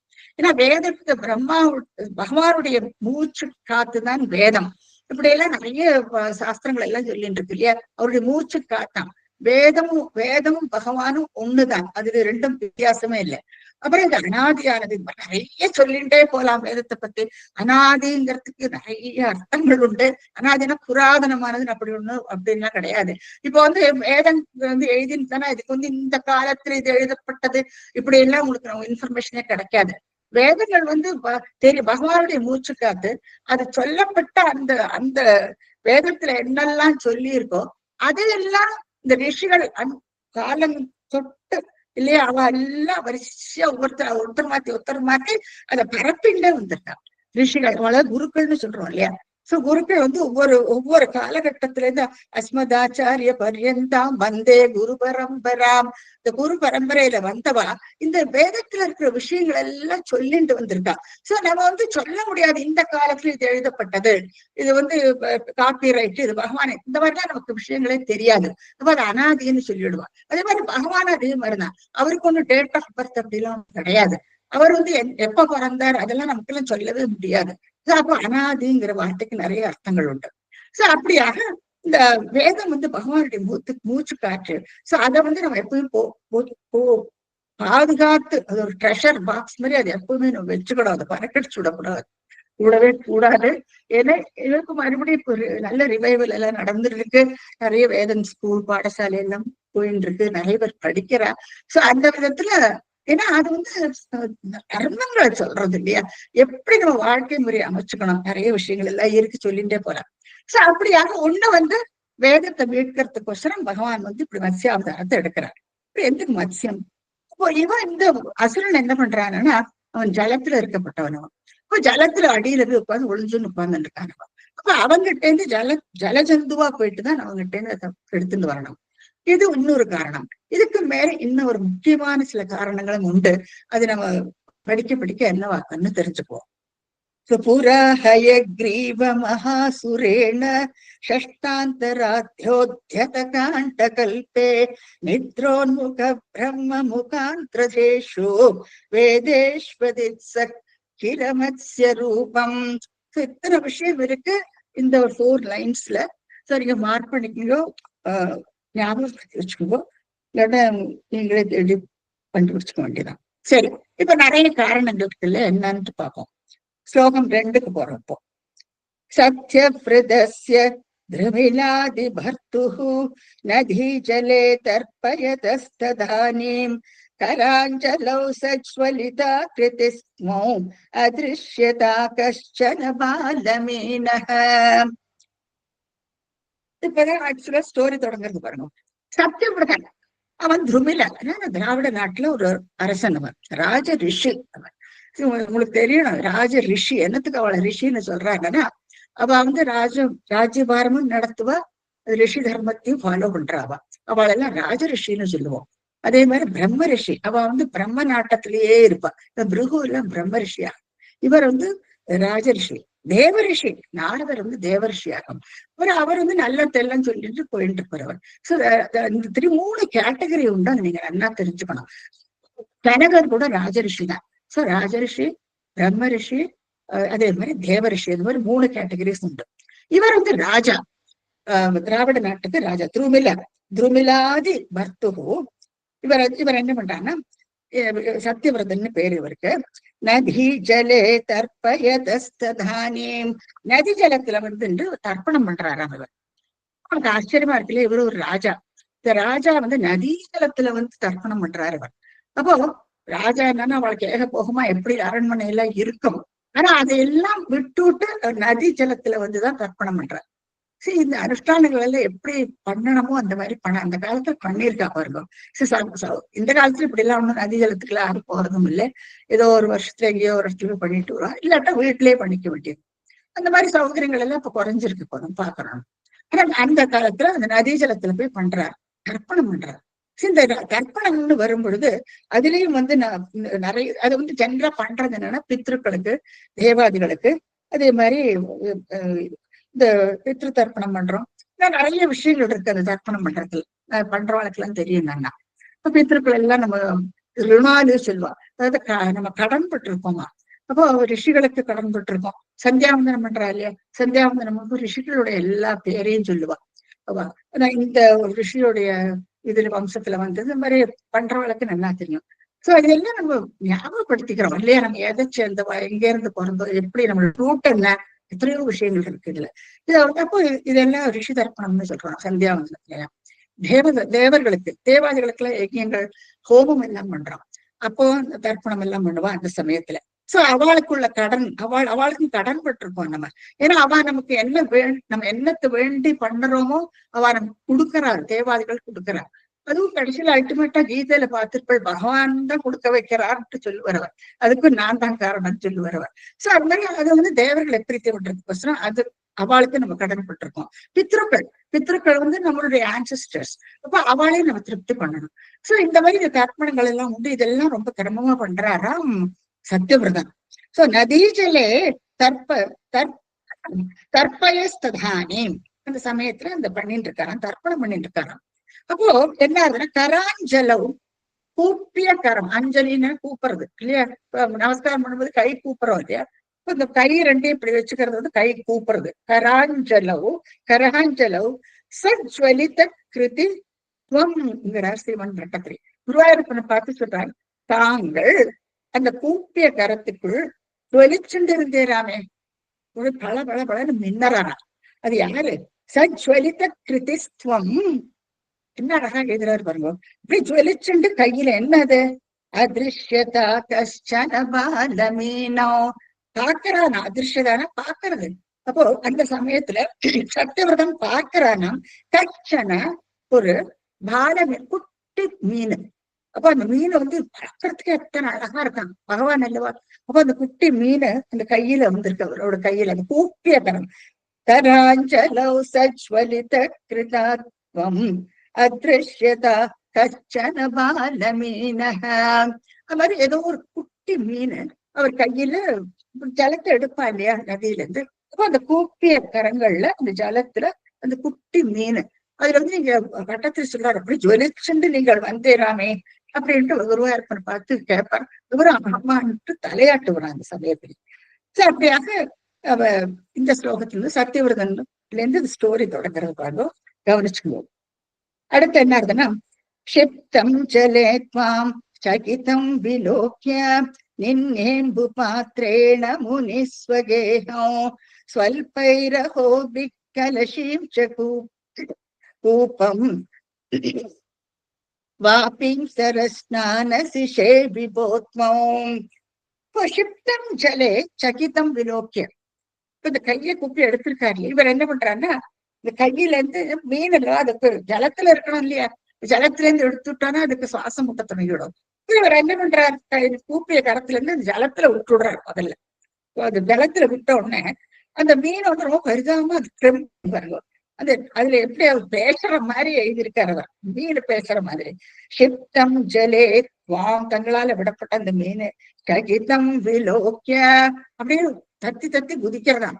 அது பயந்துட்டு குதிக்கிற மாதிரி இருக்கான் அவருக்கு. சகிதம் அதை பார்த்துட்டு விலோக்கிய நின்னேம்பு பாத்திரேனா. அப்போ அவருக்கு சத்தியவர்தனுக்கு தோன்றதான் அந்த அது அழகா அந்த ஒரு சம்பாஷணையாட்ட பாகவதத்துல வரும். ஐயோ என்னை விட்டுடாதே, என்னை வந்து அந்த மீன் சொல்லுமா, என்னை வந்து மத்த பெரிய பெரிய ஜந்துக்கள் எல்லாம் இருக்கு, என்னை சாப்பிட்டுடும், நான் ஒரு சின்ன மீன் அல்லவா, இந்த சின்ன மீனை சாப்பிடறதுக்கு எல்லாரும் காத்துட்டு இருக்கா, நீ என்னை இப்படி விட்டுட்டிய ஜலத்துல, அப்படி என்ன பாதுகாக்கட்டாமா நீ அப்படின்னு சொல்றதா. உடனே அவர் என்ன பண்றாரு, அந்த மறுபடியும் எடுக்கிறாரு அந்த ஜலத்துல இருந்து அந்த சின்ன மீனை எடுத்து விட்டு நின்னே அம்பு பாத்திரம். அவர் அம்பு பாத்திரம்னா இந்த ஜலபாத்திரம் தர்ப்பணம் பண்றதுக்கு எல்லாம் எடுத்துட்டு போவார் இல்லையா, பஞ்சபாத்திரம் சொல்றோம் இல்லையா. இது வந்து இது மாதிரி மண்டலம் மாதிரி இருக்கு. அந்த கமண்டலம் பாத்திரத்துல அந்த அம்புன்னு ஜலம். சோ அந்த அம்பு பாத்திரத்துல சட்டுன்னு என்ன பண்றாருன்னா அதை எடுத்து அதுக்குள்ள போடுறாராம். ஏன்னா அது வந்து வெறும் ரொம்ப பரிதாபமா கேட்கறதான், என்ன இப்படி விட்டுடாதே, என்னை வந்து மத்த மீன்கள் எல்லாம் என்ன சாப்பிட்டு விடும், பெரிய பெரிய மீன் எல்லாம் இருக்கு, என்ன சாப்பிட்டு விடும், அதனால நீ என்னை விட்டுடாதேன்னு கேட்கற மாதிரி தோன்றது. சட்டுன்னு எடுத்து தன்னுடைய அம்பு பாத்திரத்துல போட்டுட்டு அப்ப என்ன ஆறுது, முனிகி அது ராஜரிஷி ஸ்வகேகம் அதை எடுத்துட்டு போறாராம். சரி நம்ம வீட்டுல வச்சு பாதுகாக்கிறோம், அக்வேரியம் எல்லாம் ஆத்துல வச்சுட்டு இருக்கோம் இல்லையா, அதுல நல்ல அழகழகா மீன் எல்லாம் போட்டு அதுக்கு ஆகாரம் எல்லாம் கொடுத்து தண்ணி எல்லாம் மாத்தி யாரும் அக்வேரியம் வச்சிருக்கோம் அதுக்கு தெரியும். ஏன்னா அந்த மீனை நம்ம பார்க்கும்போது ரொம்ப நல்லதுன்னு சொல்றாங்க. அப்ப அந்த மீன் அதை பத்தி நல்ல ஒரு மனசுக்கு ஒரு சந்தோஷத்தை கொடுக்கறது. சரி அவர் என்ன பண்றாருன்னா அதை காப்பாத்தணுங்கிற நோக்கத்துல இவர் அந்த அம்பு பாத்திரத்துல அதை போட்டுட்டு முனிகி ஸ்வகேகம் தன்னுடைய வீட்டுக்கு எடுத்துட்டு வர்றாரு. ஆனா என்ன ஆகுது இப்போ, ஸ்வல்பை கொஞ்சம் ஒரு நேரத்திலேயே அப்ப எடுத்துட்டு ஆத்துக்கு வந்திருக்காரு அவர், அவ்வளவுதான். ஸ்வல்பைர ஹோபி, அந்த கொஞ்ச நாட்கள், சில நாட்கள்லயே, அஹோபினா நாட்கள், வெரி ஷார்ட் டைம்னு சொல்றோன்னு, வித்தின் ஷார்ட் பீரியட் என்ன இருந்ததுன்னா அது பெருசா இடம்தான். இந்த இதுல அம்பு பாத்திரத்துல போட்டிருக்காரு, அதுக்கு சின்ன வாய் வேற. அப்போ அதுக்குள்ள அந்த குட்டி மீனை போட்டிருக்காருன்னா அது பெருசா இடம்தான் அது. அப்போ அது மீனை பார்த்து, ஐயோ எனக்கு இந்த இடம் போறலையே, தத்தளிக்கிறேனே நான் இந்த ஜலத்துக்குள்ள, அதனால எனக்கு இதோட கொஞ்சம் பெருசா ஒரு இடத்துல என்ன கொண்டு விட்டுவிடு, அப்பதானே தாராளமா நீஞ்ச முடியும் அப்படின்ட்டு கேட்கறதான் அந்த மேல. பாகவதத்துல ரொம்ப படிச்சு பார்த்துக்கோ நீங்க. அப்போ ஸ்வல்பைர கோபி, அப்ப என்ன பண்றாரு, அந்த கலசத்துல இருந்து எடுத்துட்டு கூப்பம்னா கணத்துல கொண்டு போடுறாரு. இதுல இருந்து எடுத்துட்டு, ஏன்னா இந்த இடம் போறல இல்லையா, அப்போ ஒரு கிணறு கொஞ்சம் வித்தோட பெருசா இருக்கும் இல்லையா, சோ அந்த கிணத்துக்குள்ள கொண்டு போடுறாரு. ஆனா என்ன ஆகுது, அங்கேயும் கொஞ்ச நாள்லயே அது எல்லாம் எல்லாம் நீங்க போட்டுக்கணும், இல்ல வரப்புல அடிச்சது கலசத்துல இருந்து கூபம் அந்த கிணத்துல போட்டு அங்கே இருந்து வாப்பி, ஏன்னா அங்கே பெருசா இடுது, அந்த இடமும் போற மாட்டேங்குது, வளைய வரணும் இல்லையா. அப்போ அது ரெஸ்ட்ரிக்டடா இருக்கு அந்த பிளேஸ், அதுக்கும் ஃபுல்லா இடுறது அந்த கணத்துல இது. இப்ப அந்த இடமும் போடுறது இல்லை. அப்போ அங்க இருந்து கூப்பம் அந்த கணத்துல இருந்து எடுத்து வாப்பி, ஒரு சின்ன ஏரி, தடாகம் சொல்றோம் இல்லையா, அந்த ஏரியில கொண்ட போடுறாரு அவர். வாப்பி அப்புறம் அதுவும் போடுறது இல்லை, அதுலயும் பெருசா ஏச்சுக்கும், அதுல போட்ட உடனே அதுக்கு அந்த இடம் போடுறது இல்லை. அப்ப அங்க இருந்து சரகன்னா அந்த ஃப்ளோயிங் வாட்டர் உண்டு இல்லையா, நதி தீரங்கள் எல்லாம் இருக்குமே இந்த காலத்துல எல்லாம். அப்ப நதி தீரத்துல கொண்டு வச்சா நிறைய ஜலம் ஓடிக்கிட்டே இருக்கும், அப்ப அந்த இடம் போரும் இல்லையா அதுக்கு.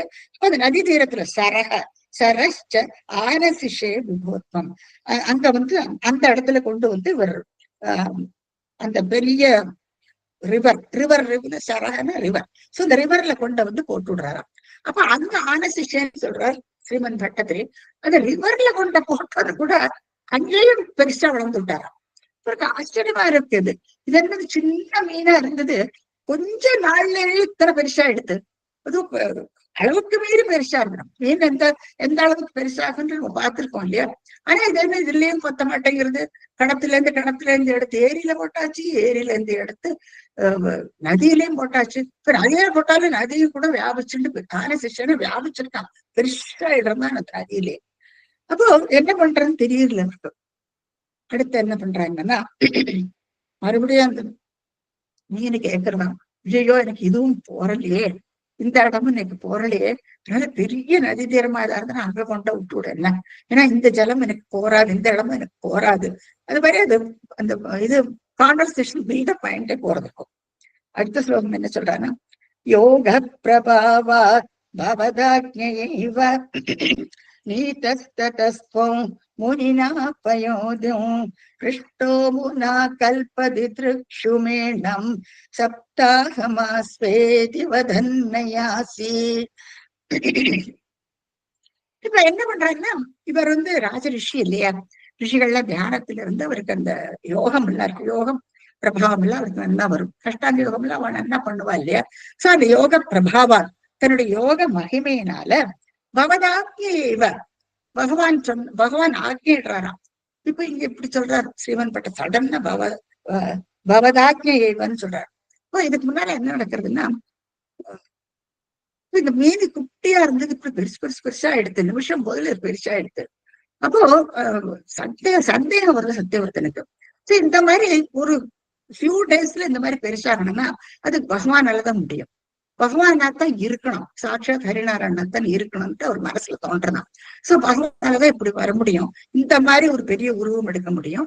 அதனால அவனுக்கு ஒரு சந்தேகம் வந்துடுறது. அப்போ கேட்கிறானா, இந்த மாதிரி நீங்க ஒரு பார்க்க இவ்வளவு பெருசாயிட்டாரு, நீங்க சாட்சாத் பகவான் தான், அப்போ இது என்னத்துக்கு இந்த மாதிரி ஒரு உருவம் எடுத்து வந்துட்டு கேட்கிறாரு சத்தியவர்தன். அப்போ அவர் ஆக்கிடுறாராம், அப்போதான் அவர் ரிவீல் பண்றாரு பகவான் தான்ட்டு சொல்லிவிடுறாரு அவர். அத ஜொலிக்கிறது அந்த மீன் அத்தனை பெருசா இருக்கு பாக்குறதுக்கு. அப்போ அந்த ஏரியும் கூட போடுறது இல்லை, அந்த ரிவரும் போடுறது இல்லை. அப்போ அவர் என்ன பண்றாரு, தன்னுடைய யோக பிரபாவத்தினால அப்பதான் அது சடனா ஜம்ப் அடிக்கிருப்பாங்க அந்த ஸ்லோகத்துல இருந்து இதுக்கு. யோக பிரபாவா பவத் ஆகிய பகவான் ஆகிடுறான், நீ இங்க இருந்து என்ன சமுதிரத்துல கொண்ட போடுங்கிறாரு. அப்போ அவர் எத்தனை பெரிய மீன் அதை இழுத்துட்டு போனோம் இல்லையா, இந்த நதி தீரத்துல இருந்து சமுதிரத்துக்கு இழுத்துன்னு போறது என்ன சாத்தியமா, ஆனா யோக பிரபாவத்துங்கிறார். அந்த யோக பிரபாவத்தினால பகவானுடைய அனுகிரகமும் இருக்கு, அதனால இழுத்துட்டு போறாரு அவர். யோக பிரபாவாத் பவதாக்ஞைவ நீதக. நீதகன்னா இழுத்துட்டு வலிச்சுட்டு போறாராம் பகவான. வலிச்சுட்டு போயிட்டு நீதஸ்தஸ்துவம் பகவான் பட்டத்திரி குருவாயூரப்பனை பார்த்து சொல்றார், தங்களை தன்னுடைய யோக பிரபாவத்தினால இழுத்துட்டு போனாராமே. நீதஸ்தஸ்துவம் முனினா பயோதிம். அது சமுதிரத்துக்கு கொண்டு வந்து விட்டு விடுறார் சத்தியவிரதன். வணங்குறார் பகவான. பகவான் அல்லவா சொரிக்கிறாராம் அவர் பாக்குறதுக்கு. அந்த சமுதிரத்துல கொண்டு விட்டுடுறார். இப்ப என்ன, சத்தியவிரதன் ராஜரிஷி அல்லவா, பகவான்னு தெரிஞ்சு கொடுத்து பகவானுக்கு சாட்சாத் கண் முன்னால மீன் உருவத்துல இருக்கார். அப்போ கேட்கிறா, எனக்கு வந்து பிருஷ்டோமுனா, பிருஷ்டகன கேட்கிறார், அமுனா, அமுனானா அந்த சத்தியவிரதனால கேட்கப்படுறது. பிருஷ்டோமுனா கல்பதித்ருமேனம் ஏனம், இந்த கல்பம், அதாவது இந்த பிரளயத்தை நான் பார்க்க விரும்புறேன் அப்படின்னு சத்தியவிரதன் கேட்கிறான். விடுறதில்ல. ஏன்னா பகவான் எல்வா முன்னால வந்திருக்கார், அதே மத்ஸ்ய ரூபம் எடுத்துன்னு வந்திருக்கா, ஏதோ நடக்க போகுது. அப்போ பிரளய வாழ்க்கை தெரியும் இல்லையா அந்த கால்குலேஷன் பிரகாரம். அப்போ எனக்கு இந்த பிரளயத்தை பார்க்கணும்னு எனக்கு ஆசையா இருக்கு அப்படின்ட்டு சத்தியவிரதன் இமேஜ்ல பகவான் கிட்ட கேட்கிறான். பிருஷ்ட அமுனா பிருஷ்டோமுனா கல்பதித்ருமேனம். இந்த கல்பத்துக்கடையில பிரளயம் இல்லவா, இந்த பிரளயத்தை என்ன பார்க்கணும். அப்ப பகவான் என்ன சொல்றாரு அவங்க கிட்ட, சப்தாகமாஸ்வேதி ஆஸ்வேதி இரு சப்தாகம் 7 நாள் நீ பொறுமையா இருக்கலாம், 7 நாள் பொறுமையா இருப்பதன்மையாசி இப்படி சொல்லிவிட்டு அவர் வந்து மாஞ்சு போயிடுறாரு. இங்க இருந்து நீ வந்து கல்பத்தை பார்க்கணும்னா கரெக்டா இன்னும் 7 நாள் இருக்கு. அதனால நீ அந்த சமயத்துல நீ அந்த பிரளயத்தை நீ பார்க்கலாம். பிரளயம் எவ்வளவு பயங்கரமா இருக்கும் இல்லையா, நீ அந்த சமயத்துல பார்க்க முடியும். சோ நீ 7 நாட்கள் நீ வந்து அதுக்கு பொறுத்து இருக்கணும் அப்படின்னு பகவான் சொல்றாரு. சரி, இந்த சமயத்துல நிறைய விஷயங்கள் பகவான் சத்தியவிரதனுக்கு சொல்லிட்டு போறார். அதெல்லாம் பாகவதத்துலதான் இருக்கு. இவர் என்ன சொல்றாருன்னா, பகவான் முன்னேற்பாடா சொல்லி விடுறாரு, 7 நாட்கள்ல நான் வருவேன். அப்போ அது என்னெல்லாம் நடக்க போறதுன்ட்டு வர ஸ்லோகத்துல நம்ம பார்ப்போம். இவர் என்ன சொல்றாருன்னா, நீ வந்து அந்த சமயத்துல இந்த சப்த ரிஷிகளோட கூடி நீ வந்து இந்த செடிகள் கொடிகள் இந்த நிறைய அனிமல்ஸ் எல்லாம் இருக்கு இல்லையா, ஏன்னா பிரளயத்துல எல்லாமே அழிஞ்சு போயிடும், கம்ப்ளீட்டா பில்வி வாஷ்டவே, அவளும் போயிடுவா, ஒத்துருவே இருக்க மாட்டான். அப்ப அந்த சமயத்துல எல்லாமே இல்லாதக்கு போயிடும் இல்லையா. அப்போ அடுத்த கல்பத்துக்கு தேவையான இந்த சூஷ்மங்கள், அதாவது ருடிமெண்ட்ஸ்ன்னு சொல்றோம் இல்லையா, விதை வித்துக்கள், தாவரங்களோட வித்துக்கள், செடிகளோட வித்துக்கள், அது இது மாதிரி பேர்ட்ஸ், இது தானே இருக்குல்ல ஜந்துக்கள், இந்த ஜந்துக்களுடைய எல்லா இந்த சூஷ்மங்களை எல்லாம் நீ கலெக்ட் பண்ணி ரெடியா இரு, அப்போ நான் வருவேன் எல்லாம் சொல்லிட்டு மறைஞ்சு போயிடுறாரு. இதெல்லாம் இந்த அண்டர்ஸ்டுட் இதெல்லாம் பாகவத புராணத்துல வரும், இது கம்ப்ளீட்டா உங்களுக்கு. சோ அப்படியாக பகவான் வந்து கல்பத்தை நான் காட்டி கொடுக்குறேன்னு மட்டும் சொல்றேன். இதெல்லாம் ஏன்னா முன்னே கல்பத்தை காட்டி வந்துட்டு ஒண்ணுமே தயாரா இல்லைன்னா அவன்கிட்ட முன்னேற்பாடா சொல்லிவிடுறாராம், நீ இது எல்லாத்தையும் நீ கலெக்ட் பண்ணிட்டு சப்த ரிஷிகள் கூட 7 ரிஷிகள், அதுல பின்னால் சொன்ன என்னத்துக்கு சப்த ரிஷிகளை கூட்டின்னு போறான்னு அவ கூட நீ வந்து எல்லாத்தையும் எடுத்துன்னு நீ தயாரா இருக்கணும். 7 நாள்ல உனக்கு வந்து அந்த பிரளயத்தை பார்க்கலாம் அப்படின்ட்டு சொல்லிட்டு இவர் மறைஞ்சு போயிடுறாரு. அப்ப அந்த 7 நாட்கள் வந்து சத்தியவிரதன் வந்து தர்மப்பிள்ளை இருக்குல்ல, தர்மப்பிள்ளை எடுத்து வடகிழக்கு ஈசான்யம் சொல்லுவா இல்லையா, அதை பரப்பி வச்சு தியானத்துல அழிந்து விடுறானா. ஏன்னா பகவான் அடுத்து பிரளயம் வரப்போறது இல்லையா, இப்ப பிரளயத்தப்போ அதை பார்க்கறதுக்கு ஒரு எக்ஸைட்மெண்ட், அந்த ஃபியர், பிரளயம் எப்படி இருக்கும், பயங்கரமா இருக்கும். சோ அதை வந்து தியானம் பண்ண தொடங்கி விடுறான்னா சத்தியவிரதன், அதாவது ராஜரிஷின்னு சொல்றாரு. சோ அப்படியாக இந்த இதுல வந்து ஒரு சொல்லிவிட்டு இவர் மறைஞ்சு போயிட்டார். இப்ப அடுத்த ஸ்லோகத்துல என்ன பார்க்கிறோம், பிராப்தே த்வதுக்தே அஹநிவாரிதாரா ஹரிப்ளுதே பூமிதலே முனீந்திரஹ சப்தர்ஷிபிஸ் சார்தம் அபாரவாரிணி உத்கூர்ணமான சரணம் ஜெயௌ த்வாம். பிராப்தே பிராப்தே அதே மாதிரி சொன்ன மாதிரி பிராப்தே த்வதுக்தே, அதாவது பகவான் சொன்ன மாதிரி, பகவான் சொல்லி 7 நாள் நீ வெயிட் பண்ண சொல்றாரு இல்லையா, அப்போ அது 7 நாள் வெயிட், அதே மாதிரி அவர் சொன்னதுல இருந்து எந்த விதமான மாற்றங்களும் கிடையாது. அகனே ஹரிதாரா, அந்த 7 நாட்கள் கரெக்டா 7ஆவது நாள் வரது, பிராப்தேனா 7th days approaching. இப்ப அந்த சமயத்துல தாங்கள் சொன்ன மாதிரியே பகவான் வந்து ஒரு வார்த்தையில மீறதுல பாருங்க, கரெக்டா 7 நாள்ல நீ வெயிட் பண்ணி நான் வந்து உனக்கு அவர் பிரளயத்தை பார்க்கலாம்னு சொல்லிட்டு போயிருக்காரு அவர். சோ அதே அவர் சொன்ன மாதிரியே ஹரிதாரா, பயங்கர மழை பெய்யறதான் அந்த சமயத்துல, பிரளய சமயத்துல பயங்கரமான மழை. நீங்க பாக்கலாம், அந்த ஜலம் எல்லாம் ஒவ்வொரு உயரத்துக்கு தூக்கி தூக்கி அடிக்கிறது அந்த சமயத்துல. அகனி, அந்த அகனின்னு அந்த நாள், அந்த 7ஆம் நாளும் வருது. இப்போ வாரிதாரா பரிப்ளுத்தே, பரிப்ளுத்தேன்னா எல்லாமே முழுகிடும் தான், பூமி எல்லாம் முழுகிறது, அத்தனை உயரத்துக்கு தண்ணி அடிக்கிறது. பரிப்ளுத்தே பூமி தலே, பூமி முழுக்கு அந்த பிரளயத்துல எல்லாமே முங்கி போற மாதிரி. அப்ப இவ ஜஸ்ட் இமேஜின் பண்ணி பாருங்க, அந்த சமயத்துல எப்படி இருக்கும். இவ வந்து 7 சப்தரிஷிகள், 7 பேர் சத்தியவிரதன், இவ 8 பேர் தான் இருக்கா. அப்போ இந்த 8 பேர் அவர் சொன்ன மாதிரியே அந்த சமுத்திரத்து கரையில வந்து நின்றுட்டு இருக்கா. பகவான் சொல்லியிருக்காருல்ல, 7ஆவது நாள் நான் வருவேன் சொல்லியிருக்காரு அவர். அப்ப அதே மாதிரி அந்த சமயத்துல பயங்கர மழை, வாரிதாரான்னு போரிங் இன் பக்கெட்ஸ் சொல்லுவாங்க, அந்த மாதிரி பயங்கர மழையாம். அப்ப அந்த மழையில பூமி தலையில முனீந்திரக 7 முனிவர்களோட சப்தர்ஷிவிகி, 7 சப்தரிஷிகளோட சார்தம் கூட, இந்த 7 ரிஷிகள் அவர் சொன்ன மாதிரியே இவனும் பண்றான். சோ சப்தர்ஷிவிகி சார்தம், இந்த 7 முனிவர்கள் கூட அபார வாரணம், அந்த பூமியே இந்த நடுங்கறதான், அவன் இருக்கிற இது ஸ்தலங்கள் எல்லாம் அப்படியே ஆடுறது, இப்படி ஒரு பிரளயம் வந்து. சோ அபார வாரணி உத்பூர்ண மாயகன், அப்படி சுழல்றதான், இவ்வளவு நிக்க கூட முடியறது இல்லை அந்த பிரளயத்துல. ஏன்னா பிரளயம்னு வந்த போது என்ன அர்த்தம், பிரளயத்துல எல்லாமே அழிஞ்சு போயிடும். அப்ப இவாளுக்கு அந்த உள்ளூர பயம் இருக்கும் இல்லையா, இவாளை அழிஞ்சு போயிடுவாளே அந்த பிரளயத்துல, எத்தனை நேரம் தான் தாக்கு பிடிக்க முடியும், இவாளை நடுங்கிட்டு அங்க நின்றுட்டு இருக்கா. சோ உத்பூர்ண மாநக, சுழன்று சுழன்று அடிக்கிறதா அந்த தண்ணி. இப்போ என்ன, சத்தியவிரதம் வந்து சரணம் ஜெயோ துவாம், பகவானத்தான் சரணம் சத்தியவிரதம், அவர் தான் வந்து காப்பாத்தணும், அவர் தான் சொல்லிட்டு போயிருக்காரு இல்லையா. அப்போ ரொம்ப அழகா முடிக்கிற சரணம் ஜெய உத்மாம். இங்க வந்து ரொம்ப ஜென்ரலா நம்ம வந்து ஸ்மிருதியில, நாராயண ஸ்மிருதியில ரொம்ப அழகா சொல்லியிருக்காங்க. நமக்கு வந்து ஆபத்துக்கள் வரும். இப்ப ஆபத்துக்கள் என்ன, நம்ம என்ன சின்ன சின்ன விபத்துக்கள் எல்லாம் நடக்கிறது இல்லையா. இப்ப ஒரு ஆக்சிடென்ட் இன்னைக்கு பார்த்தோம், ஒரு ஏர்கிராஃப்ட் விழுந்தது, திரையோவர், இது ஒரு விபத்து நடந்திருக்கு. இந்த மாதிரி ஒரு ஆக்சிடென்ட் நடக்கிறது. இது மாதிரி இந்த விபத்துக்கள் எல்லாம் நம்ம பார்த்துட்டு இருக்கோம், நிறைய நடந்துட்டுதான் இருக்கும். ஆனா பெரிய விபத்து நம்ம பாக்குறதுல இருந்து வருமா, பெரிய விபத்து என்னன்னா நம்ம பகவானை மறக்கிறது தான். நம்ம பகவானை மறந்து போனான்னா அது மாதிரி ஒரு விபத்து வேற எதுவுமே இல்லையா. பகவானை மறக்கிறது தான் ரொம்ப பெரிய விபத்தா. அதே மாதிரி சம்பத்துக்கு ஐஸ்வர்யம் சொல்றோம்.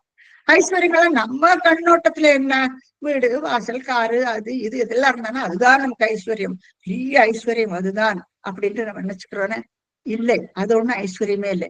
பகவானை எப்பவுமே நினைக்கிறது தான் ஐஸ்வர்யமா. இது நல்லா நீங்க உங்க மனசுல ஏத்துக்குங்க. விபத்து சம்பத்து இது ரெண்டுத்துக்கு அர்த்தம் இதாகும். இது வந்து ஸ்ருதியில இருக்கு. விபதோ நைவ விபதக ந ஏவ, அதெல்லாம் விபத்துக்களே இல்லை. சம்பதோ ந ஏவ சம்பதக, சம்பத்துக்கிறது சம்பத்தும் இல்லை. விபதி ஸ்மரணம், இது விஸ்மரணம், மறந்தாதான் பெரிய விபத்தான். பகவான மறந்தோன்னு வச்சுக்கோங்க, மறந்தானா அதை விட விபத்து வேற எதுவுமே கிடையாது. அதே மாதிரி சம்பத்துங்கிறது அவருடைய நாராயண ஸ்மிருதி, பகவான எப்பவுமே நினைச்சுட்டு இருக்கிறதா நமக்கு பெரிய சம்பத்தா. அப்படி இருக்கோமா, யோசிச்சு பார்த்துக்கோ எல்லாரும். இது எப்பவும் விபத்து சம்பத்து இது 2 விஷயங்கள் வரும்பொழுது இந்த ஸ்மிருதியை நீங்க எப்பவும் ஞாபகம் வச்சுக்கோ. பெரிய விபத்து நம்ம பகவானை மறக்கிறது, பெரிய சம்பத்து பகவானை எப்பவுமே நம்ம நினைச்சுக்கிறது தான். அப்ப இப்ப பாருங்க, சத்தியவிரதன் எவ்வளவு பெரிய ராஜா இல்லையா. இப்போ அவனுக்கு தெரியும், இப்போ பிரளயம்னு வந்ததுன்னா கண்டிப்பா எல்லாரும் அழிஞ்சு போடுவாங்க. பூமி அந்தரிக்ஷம் எதுவுமே இருக்க போறது இல்லை, எல்லாம் 14 உலகங்களும் அழிய போறது, ஒண்ணுமே மிச்சம் மீதி எதுவுமே இருக்காது. அதுல இருக்கிற சர்வ ஜந்துக்கள் எல்லாமே போயிடும், எவ்ரிதிங் வில் பி வாஷ்ட் அவே. இப்ப அந்த மாதிரி நெல் ஒண்ணுமே எரிவாளும் இருக்க மாட்டாங்க சமயத்துல. அப்ப என்ன, அவர் சொல்லிட்டு போயிருக்காரு இல்லையா. அப்போ அவர் என்ன, சரணம் சரணம் ஜெய உத்வாம், பகவானைத்தான் சரணடைகிறான். ரிஷிகளும் சொல்லுவாளாம், நீ பகவானை தியானம் பண்ண, அவர் நல்லதுதான் நமக்கு பண்ணுவார்னுட்டு அவர் தியானம் பண்ண தெரிஞ்சிடான். நீங்க பார்க்கலாம் அந்த படத்துல இந்த சின்ன சின்ன பேர்ட்ஸ், அந்த அவர் பகவான் சொல்லிட்டு போயிருக்காரு இல்லையா, எல்லாத்தையும் கலெக்ட் பண்ணி வைன்னுட்டு, நிறைய வித்துக்கள், விதை, பீஜங்கள் நிறைய, அதே மாதிரி செடி கொடிகள், ஔஷதிகள் என்னெல்லாம் அடுத்த கல்பத்துக்கு வேண்டாமோ, ஏன்னா எல்லாம் வாஷ்டவே ஒண்ணுமே இருக்காது. இப்ப அடுத்த கல்பத்துக்கு தயாரா பகவான் சொன்ன மாதிரியே இந்த ஔஷதிகள் சர்வ ஜீவராசிகளுடைய ருடிமெண்ட்ஸ் எல்லாத்தையும் கலெக்ட் பண்ணி இந்த சப்த ரிஷிகளோட தயாரா அங்க நின்றுட்டு இருக்கான். பகவானை தியானம் பண்ணிட்டு சத்தியவிரதம் 7 ரிஷிகளும் நின்றுட்டு இருக்கான். சோ நீங்க சுத்தி பார்க்கலாம், எல்லாத்தையும் கலெக்ட் பண்ணி வெயிட் பண்ணிட்டு இருக்கா. பகவான் வரேன்னு சொல்லியிருக்காரு இல்லையா, நீங்க அது 7 நாள் பொறுத்தரு நான் வருவேன்னு சொல்லிட்டு போயிருக்காரு. சோ இப்ப எல்லாத்தையும் வச்சுட்டு காத்துட்டு இருக்காங்க.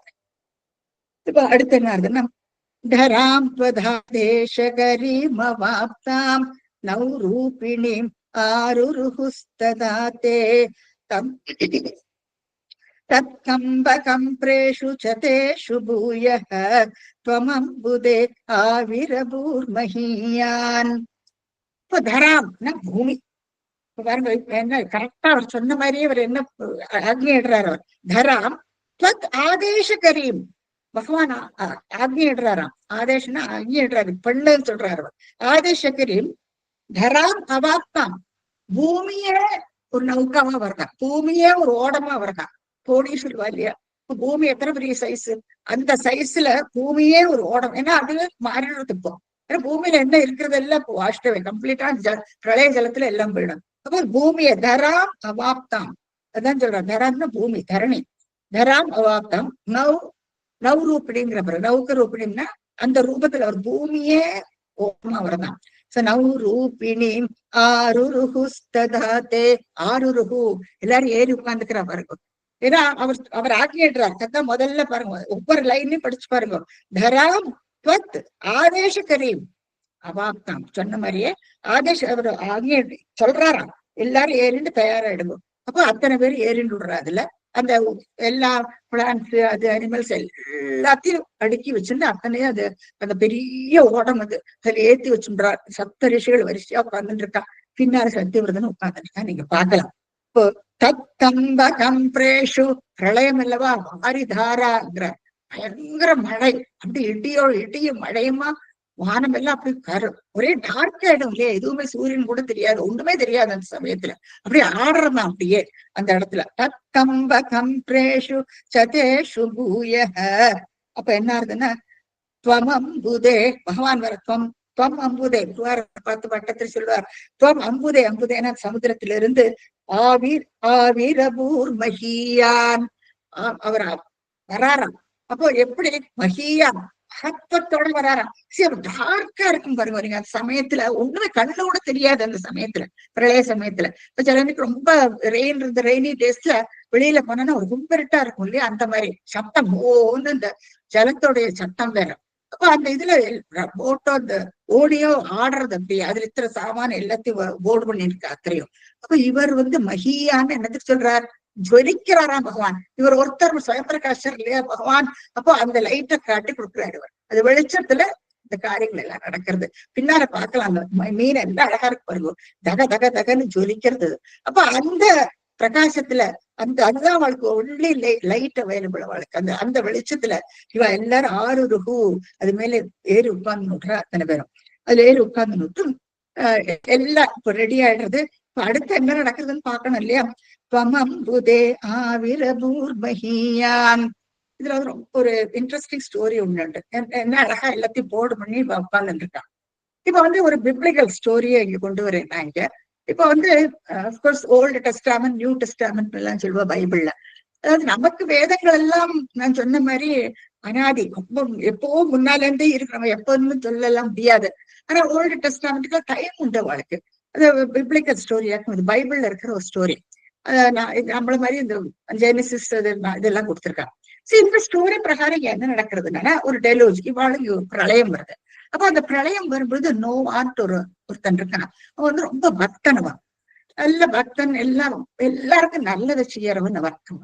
அப்போ பகவான் அவன் அந்த டிசெண்டன்ட் ஆஃப் ஆடம் அப்படின்னு சொல்ற அந்த டெஸ்டாமெண்ட்ஸ்ல அந்த டீடைல்ஸ் எல்லாம் கொடுத்துட்டு நீ சும்மா அந்த அவுட்லைன் ஸ்டோரி மட்டும் நான் சொல்றேன் உங்களுக்கு. அப்ப பகவான் அவனை தேர்ந்தெடுக்கிறான். அவனுக்கு 3 பிள்ளைகள். அவனை தேர்ந்தெடுத்துட்டு அவங்ககிட்ட என்ன சொல்றாங்கன்னா, இந்த மாதிரி பிரளயம் வரும், அந்த சமயத்துல நீ இந்த ஆண் பெண் வர்க்கத்துல இருக்கிற அத்தனை ஜீவராசிகளையும் நீ ஒரு ஆர்க்கு உன்னை தயாரிச்சு, அதுதான் பூமியே தூணி ஆவறது இல்லையா. இங்க இந்த ஸ்லோகத்துல நம்ம பாக்குறோம், தராம் அவாப்தம் சொல்றார். பூமியே ஒரு நௌக்க ரூபத்துல வருது. அவங்க என்ன போட்டு அந்த போட்டு ரூபத்துல பூமியே வருது. அதே மாதிரி இப்ப இங்க நோவா கிட்ட சொல்றாரா, அது வந்து இந்த ஆர்க்கனி பெரிய ஒரு கப்பலாட்டம் ஒண்ணு உருவாக்கி அதுல வந்து நீ இது இந்த அனிமல்ஸ் எல்லாத்தையும் நீ உள்ள ஏத்தினுடுங்கிறாரு. இதெல்லாம் பிரளயத்தப்போ எல்லாமே அழிஞ்சு போயிடும் இல்லையா? எண்ணங்கள் எல்லாம் உள்ளதான் பாருங்க இல்லையா?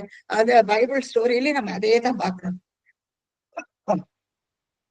அப்ப அதே மாதிரி என்ன பண்றாங்கன்னா எல்லா அனிமல்ஸ் நீங்க பார்க்கலாம், சர்வமும் பிளான்ஸ் அது இது எல்லாத்தையும் அழகா அந்த இது ராஃப்ட் வச்சு இந்த இது ஆர்க் ரொம்ப அழகா ஒரு ஆர்க் மேனுபேக்சர் பண்றாங்க பிரிச்சது. அதுல வந்து எல்லாத்தையும் போர்டு பண்ணி வச்சுடுறாங்க.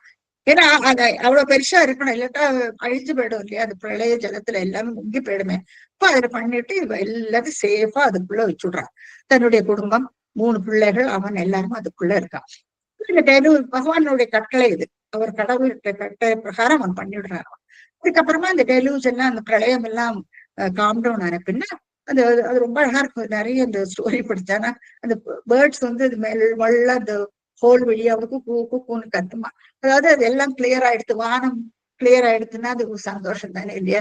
அதாவது காம் டவுன் ஆயிடுத்துன்னு இதெல்லாம் ஒரு இண்டிகேஷன். அப்ப அவர் என்ன பண்ணுவோம்னா உள்ள எல்லாரும் வெளியில வந்து அடுத்து இப்ப நம்ம இங்க பகவான் சொல்ற அடுத்த கல்பத்துக்கு தயாரா நீ எல்லா சாமானத்தையும் எடுத்து வந்து இதுல கரெக்ட் பண்ணி வச்சு சொல்றாரு இல்லையா? அதே மாதிரி இதை வந்து அடுத்த ஜெனரேஷனுக்கு இனி வந்து இந்த பூமியில என்னெல்லாம் இருக்கோ அதை நீ உருவாக்குறதுக்கு நீதான் அந்த வழிகாட்டி, நீதான் பண்ணணும்னு பகவானுடைய கட்டளை, கடவுளுடைய கட்டளை பேர்ல நோவா பண்றாங்க.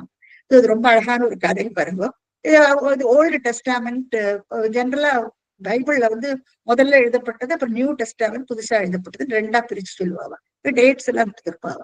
வாட் எவர் இட் இஸ், நான் என்னத்துக்கு இந்த கம்பேரிசன் கொண்டு வந்தேன்னா இந்த அடிப்படையான எண்ணங்கள் இது என்ன நடந்ததுங்கிறதெல்லாம் ஒரே மாதிரிதான் இருப்பாங்க.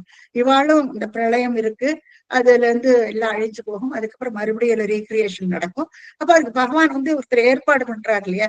இப்போ ஏதோ ஒரு விதத்துல இப்ப அடுத்த ஜெனரேஷன் வரும் பொழுது அது எல்லாமே ரெப்ளிகா, அது ரிப்பீட் ஆகுது எல்லாமே.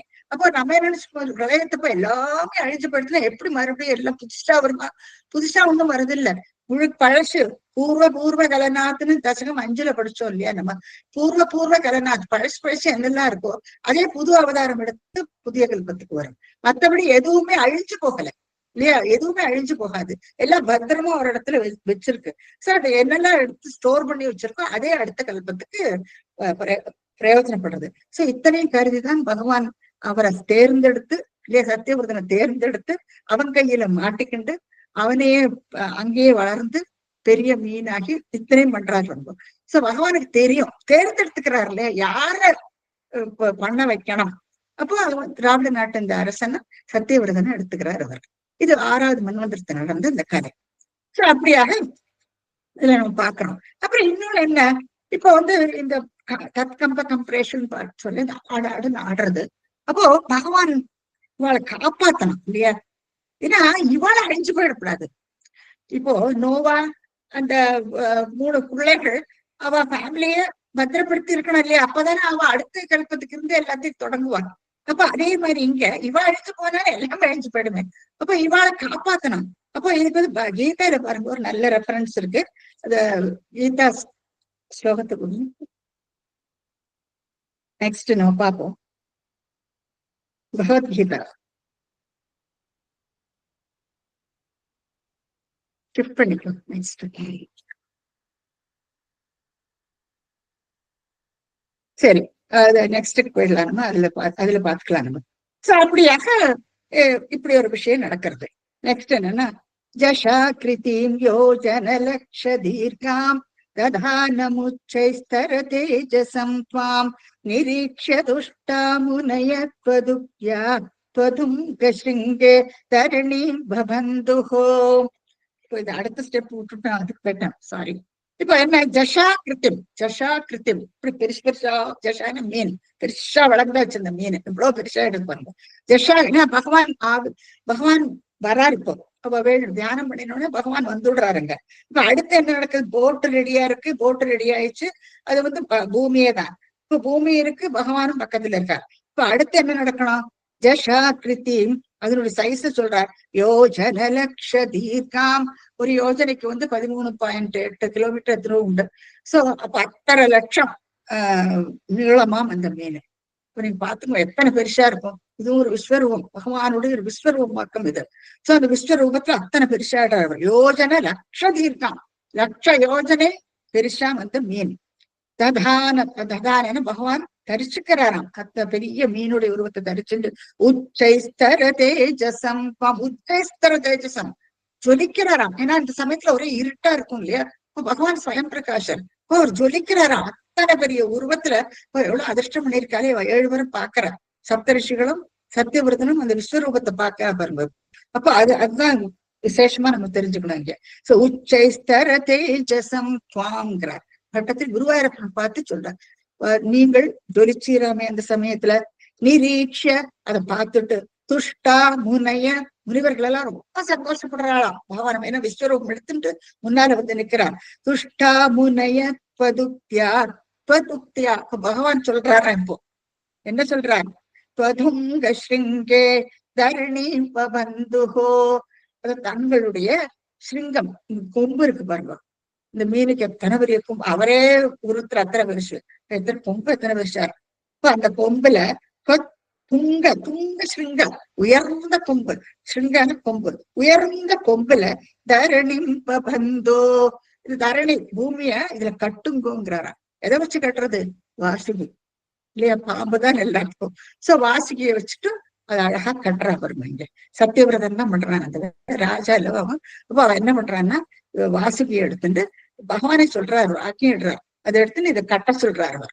ஏன்னா இல்லாட்டா அதை போட்டு இப்படி தத்தளிச்சுட்டு இருக்கும், அது முங்கி போயிடும். இப்ப பகவான் என்ன சொல்றார்?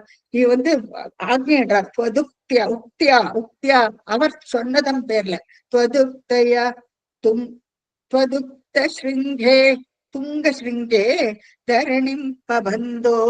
அதை வந்து இந்த போட்டை வந்து நீங்க கட்டிடுங்கோ அப்படின்னுட்டு ஆக்ஞிடுறார் இவாகிட்ட. சோ அவளை அதே மாதிரி கட்டி விடுறா. இல்லாட்டா அவ அழிஞ்சு போயிடுவா இல்லையா, பயம்தானே அவளுக்கு. சோ அது மாதிரி கிளீனா அதோட கட்டி விடுறா அந்த ஸ்ரிங், அதாவது அதனுடைய உயர்ந்த கொம்பு. இப்போ இதுக்கும் ஒரு இந்த மாதிரி கொம்புள்ள மீன் இல்லையா, நமக்கு வந்து மீனை பார்த்திருக்கோம் நம்ம. இந்த கொம்புகள் எல்லாம் இருக்கு சில மீனுக்கு. இப்போ நீங்க பசிபிக் ஓஷன்ல எல்லாம் நீங்க பார்க்கலாம், இந்த கொம்புள்ள மீனை நீங்க பார்க்கலாம். அது நெக்ஸ்ட் இந்த இதுல பிக்சர்ஸ்ல நீங்க பார்க்கலாம். இதுல பாருங்க, இந்த யூனிகார்ன் ஃபிஷ்னு சொல்லுவா. இப்ப நம்ம நினைச்சு போல, ஆனா இவ்வளவு பெருசா உங்களுக்கு தெரியாதது. இது பகவானுடைய அவதாரத்துல அவர் இத்தனை 1,00,000 யோஜனையோட டிஸ்டன்ஸுக்கு அவ்வளவு பெருசா இருக்காரு அவர். இத்தனை பெருசா இருக்காது. ஆனா யூனிகார்ன் ஃபிஷ் உண்டு. இப்பவும் இந்த இந்தியன் ஓஷன் அதுலதான் நம்ம பசிபிக் அதுல எல்லாம் நம்ம பார்க்கலாம். சோ கொம்பு மீன் உண்டு, அதனால அது இல்லைன்னு நினைச்சுக்காதீங்க. நம்ம ஜென்ரலா என்ன நினைச்சுக்கோ, மீனுக்கு கொம்பு உண்டோம், ஆனா அது கொம்பு இருக்கு பாருங்க. அப்போ it's truth, it's very true. அப்போ புராணங்கள் எல்லாம் சொன்னா சும்மா ஒண்ணும் சொல்றது இல்லை, எல்லாம் நோட் பண்ணி பார்த்து விஷயங்கள், சரியான விஷயங்கள், உண்மையான விஷயங்களை தான் அவ எழுதுறா பாருங்க. அதுல எல்லாமே is a truth in it இல்லையா. சோ அப்படியாக அந்த இதுல கொம்புல வந்து அத மாட்ட சொல்லி விடுற, அதனால இழுத்து கட்ட சொல்லி விடுற. கட்டுறதுக்கு வந்து கயிறு கோர்ஸ் வாசுகி.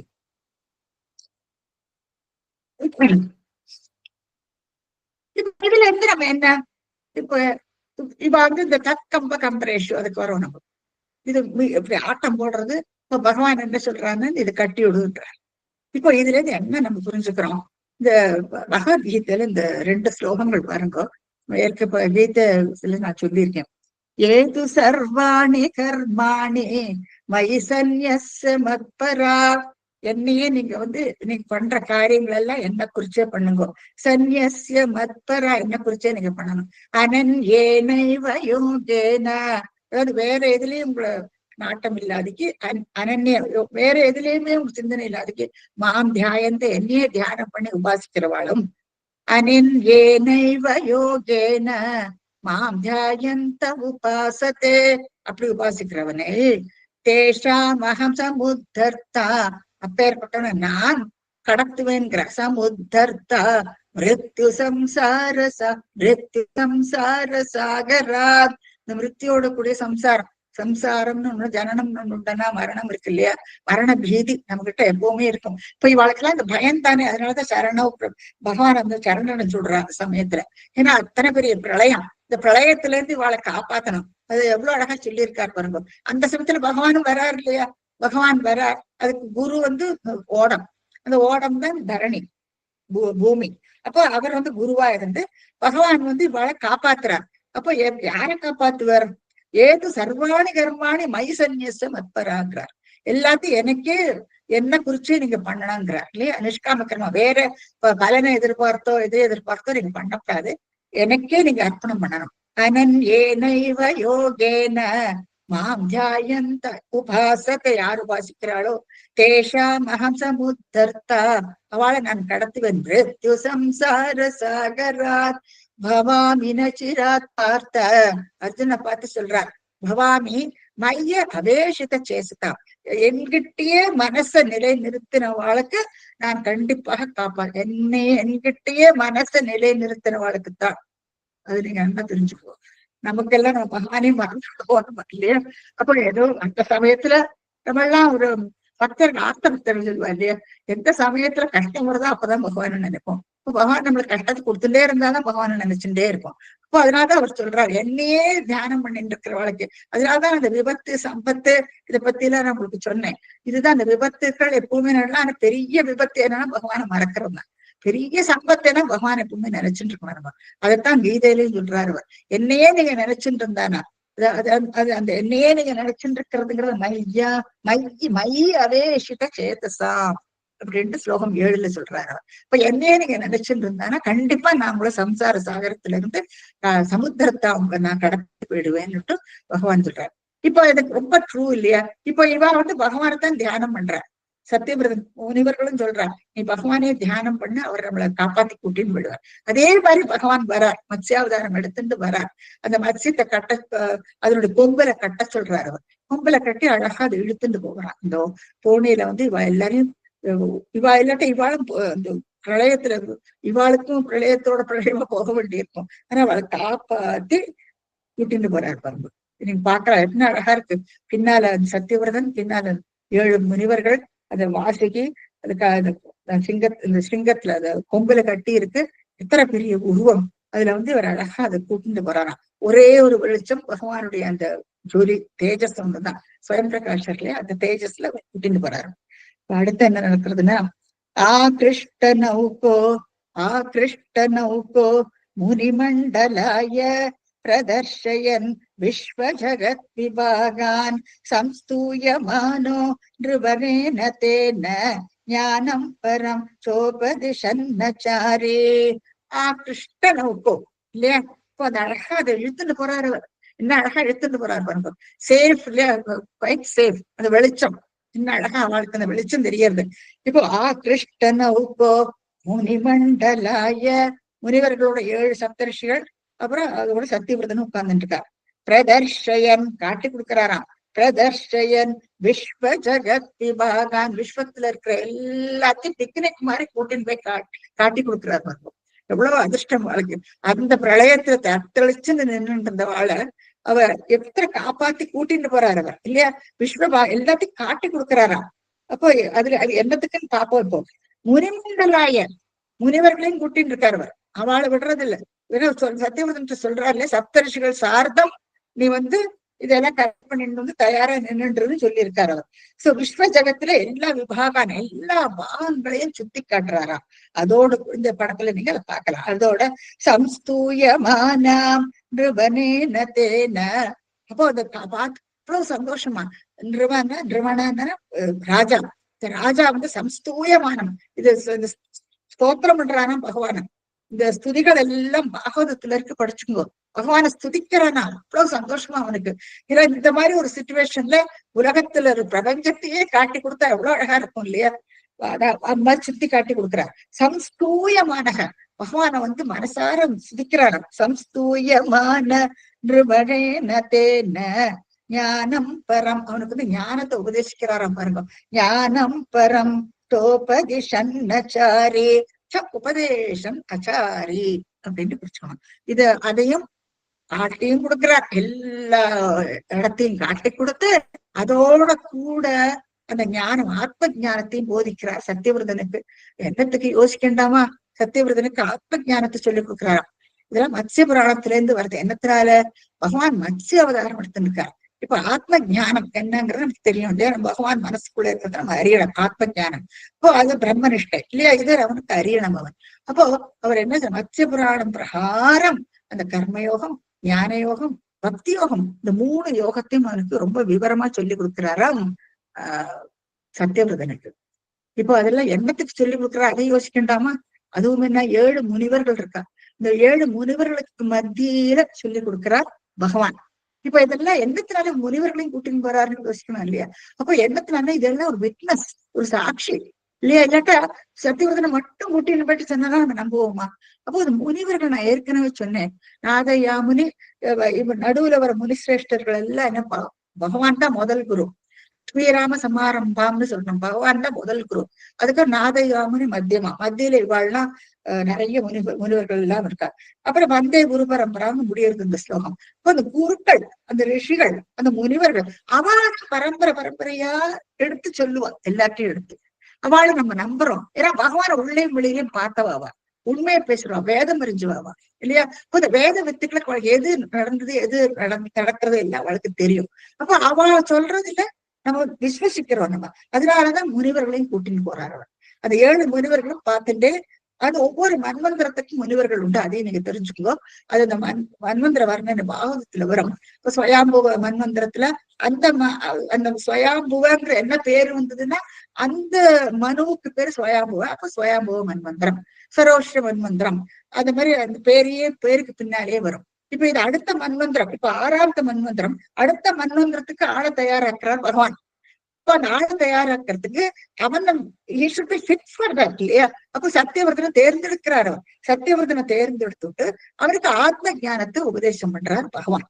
அந்த ஆத்ம ஞானம் மத்ஸ்ய புராணம் அதை பேஸ் பண்ணி ஆகும். மத்ஸ்யாவதாரம் எடுத்திருக்காரு இல்லையா? சோ அதை பேஸ் பண்ணி இந்த கர்மயோகம், ஞான யோகம், பக்தி யோகம் எல்லா யோகத்தை பத்தி அவனுக்கு விவரமா சொல்லி கொடுக்கிறாராம். ஞானம் பரம் சோபதிஷன் அச்சாரிஹி, அச்சாரியன் ஜாலியா சுத்தி தெரியலாம். என்ன இல்லையா அவளுக்கு எல்லாத்தையும் எடுத்துட்டு இருக்க அந்த போட்ல பகவான் கூட அழகா நடத்தி கூட்டிட்டு வரார். அப்புறம் இது கூட ஆத்ம ஞானத்தையும் போதிக்கிறாராம் சத்தியவிரதனுக்கு. ஆத்ம ஞானம் ரிஷிகள் எல்லாம் உள்ளம் புறமும் பகவானை பார்த்தவன். அப்போ சத்தியவிரதனுக்கு இது ஒரு புது அனுபவம் இல்லையா? சோ அதனாலதான் அவன் இப்படி துதிக்கிறானா பகவான. அதை கேட்டுக்கிண்டே வந்து அச்சாரிஹி திரியறாளாம். அப்போ இப்ப அடுத்து என்ன நடக்கிறதுன்னா, கல்பாவதோ சப்தமுனின் புரோவத் பிரஸ்தாபிய சத்யவ்ரத பூமிபம் தம் வைவஸ்வதாக்கியம் அனுமாததானஹ க்ரோதாத் ஹயக்ரீவம் அபித்ருதோ பூஹு. கல்ப அவசானம் ஆயாச்சு. அவதம்னா கல்ப அவசானம். இப்ப அவசானம் ஆயிடுச்சுன்னா அது யதாஸ்தானத்துக்கு வந்துடும். எல்லாம் முடிஞ்சாச்சு இல்லையா? அந்த கல்பம் முடிஞ்சு அடுத்த கல்பம் தொடங்க போறது. அப்போ கல்ப அவசானத்துல சப்தமுனி, இந்த 7 முனிவர்களை புறாவத்து பிரஸ்தாபியங்கிறார். எங்க வர பிக்கப் பண்ணினா அந்த பிக்கப் பாயிண்ட்ல இறக்கி விடுறாராம் இந்த 7 முனிவர்கள்ல. சோ பிரஸ்தாபிய. அப்புறம் அடுத்து என்ன பண்றாரு, சத்தியவிரத பூமி பந்தம், சத்தியவிரதனை வந்து அடுத்து தயாராக்குறாரு. அவனையும் இறக்கி விடுறாருங்க. சோ சத்தியவிரத பூமி பந்தம் என்னதுனாலன்னா அவருடைய எண்ணம் என்னன்னா வைவஸ்வதாக்கியம், அதாவது அடுத்த மன்வந்திரம் இல்லையா? அடுத்த மன்வந்திரத்துக்கு அவன் வைவஸ்தவ மனுவாக்கப்படுவான். வைவஸ்வதாக்கியம் மனு ஆததானகங்கிறார். அவன் வைவஸ்தவ மனுவாக நியமிக்கிறதுக்குள்ள ஏற்பாடுகள் எல்லாம் பண்ணி விடுறார் பகவான். அப்போ எந்த மத்ஸ்யாவதாரத்துல அடுத்து என்ன நடக்க போறதுன்னு பார்க்க போறோம். ஒண்ணு முதல் ஸ்லோகத்துல என்ன சொன்னார், ஹயக்ரீவன்கிற அசுரனை அவதம் பண்ணி அந்த வேதத்தை எல்லாம் மீட்டு பிரம்மா கிட்ட ஒப்படைக்கணும். இப்படிதான் முதல்ல ஆரம்பிச்சோம். ஆனா அது ஒண்ணு மட்டும் அல்ல இல்லையா? இப்போ அதுல இருந்து எவ்வளவு பில்டப் ஆயிட்டு போறது பாருங்க. இப்போ இந்த முனிவர்கள் மத்தியில அவனுக்கு ஆத்ம ஞானத்தை சொல்லி கொடுக்கறது பர்பஸ் என்னன்னா, அடுத்த மன்வந்திரம் தயாரா இருக்கு இல்லையா? காத்தால எழுந்திருந்தானா பிரம்மாவுக்கு மறுபடியும் சிருஷ்டி காரியங்கள் எல்லாம் தொடங்கலாம். அப்ப அடுத்த மன்வந்திரம் தொடங்கிவிடும். இப்ப அடுத்த மன்வந்திரத்துக்கு ஒரு மனு வேணுமே. சோ அந்த மனுவை இப்பவே தயாரிக்கி விடுறார். சோ 6வது மன்வந்திரத்துல இந்த சத்தியவிரதன் தான் வைவஸ்தவன்ங்கிற மனு. இவன் வைவஸ்தவன் எப்படி அந்த பேரு வந்ததுன்னா, காசியவரோட பிள்ளை சூரியபுத்திரன் விவஸ்வான். விவஸ்வான்னா சூரியன். விவஸ்வானோட புத்திரன் வைவஸ்தவன். சோ வைவஸ்தவன் அடுத்த மன்வந்திரத்துல மனுவாக்குறார்.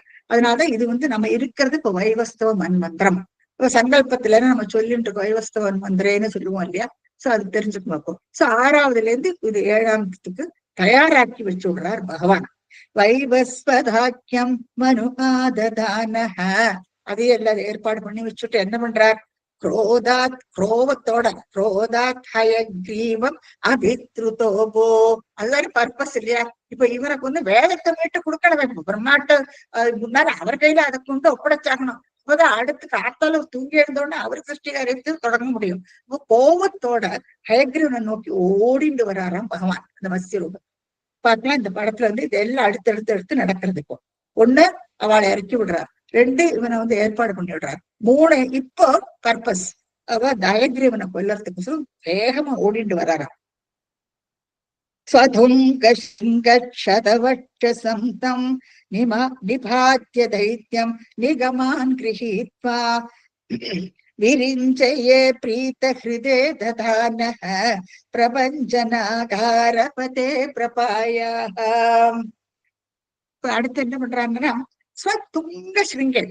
அவருடைய ஸ்ருங்கம் நம்ம பார்த்தோம் இல்லையா? பகவானுடைய ஸ்ருங்கம் உயர்ந்த கொம்பு. அப்ப அந்த ஸ்ருங்கம் அது ஷார்ப்பா வேற இருக்கும். அது ஸ்வதுங்க, தங்களுடைய துங்க ஸ்ருங்க சதவட்சசம்தம். சதம்னா மார்ப கிழிக்கிறாராம். மார்ப கிழிச்சு நீங்க சங்கு அசுரனவர்.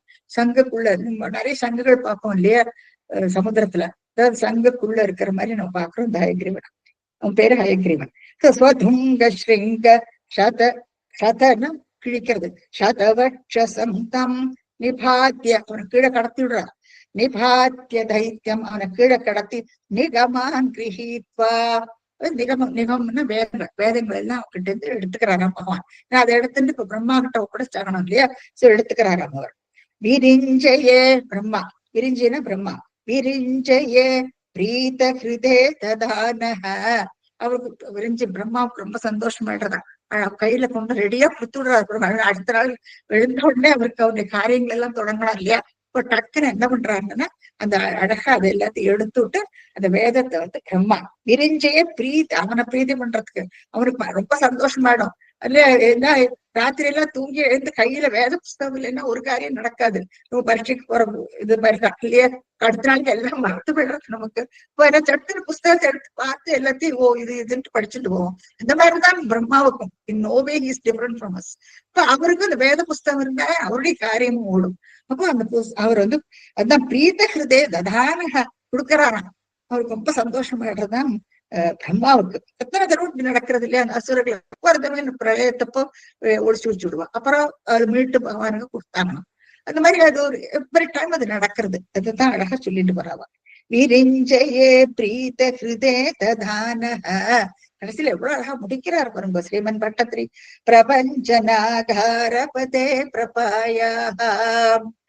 மத்ஸ்யாவதாரம், இந்த அவதாரம் அலங்காரம் பண்ணின அவதாரம் ஆக்சுவலா குருவாயூர்ல நம்ம பார்த்திருப்போம். நீங்களாம் பார்த்திருப்பீங்க. இன்னைக்கு இந்த மாதிரி ஒரு அவதாரத்துல நம்ம பார்க்கலாம். இந்த மாதிரி அவ அலங்கரிச்சிருப்பா பகவான.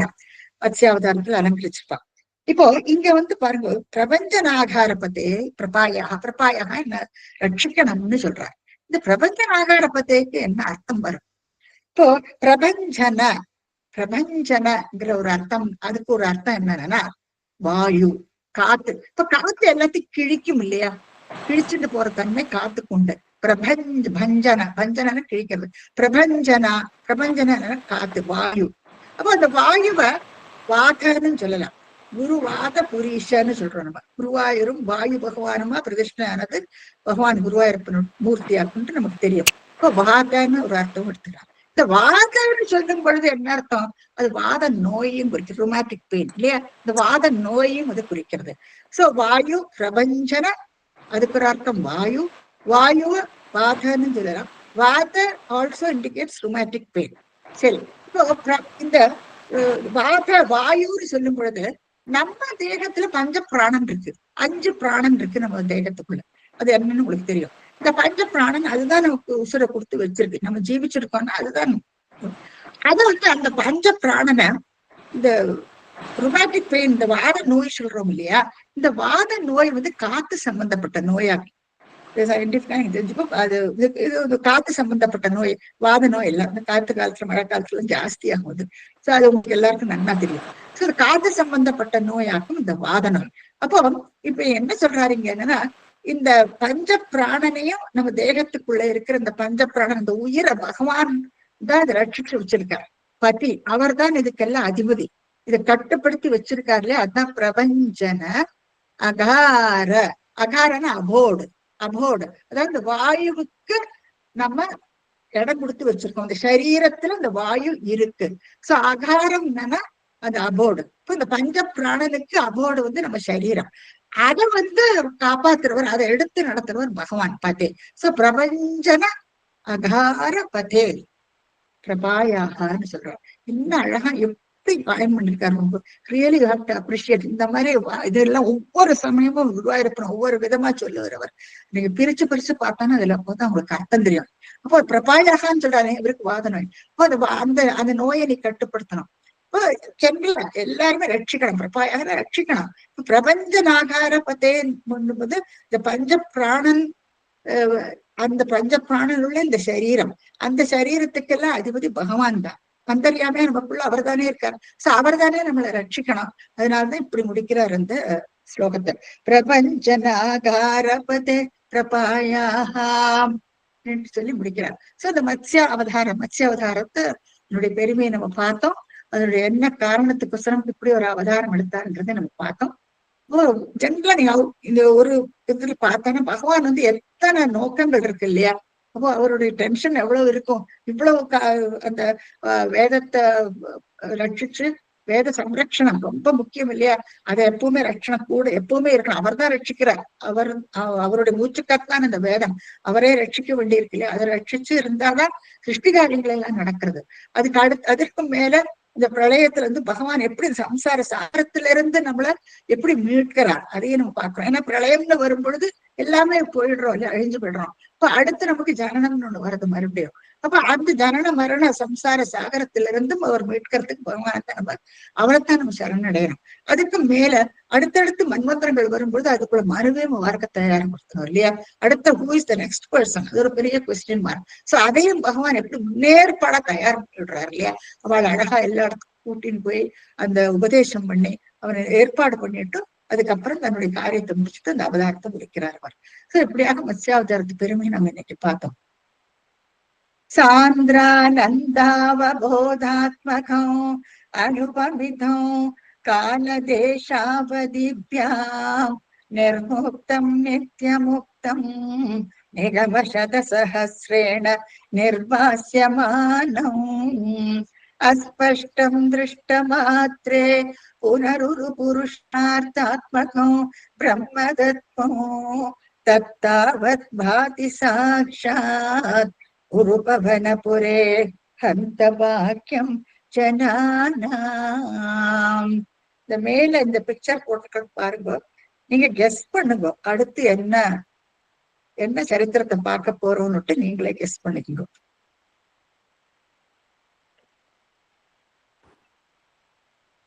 நன்றிமா, ரொம்ப நன்றி. Thank you, mom. Thank you, mommy. Thank you, mommy. Thank you. Thanks, mommy. ரொம்ப thanks, mommy. Thank you, mommy.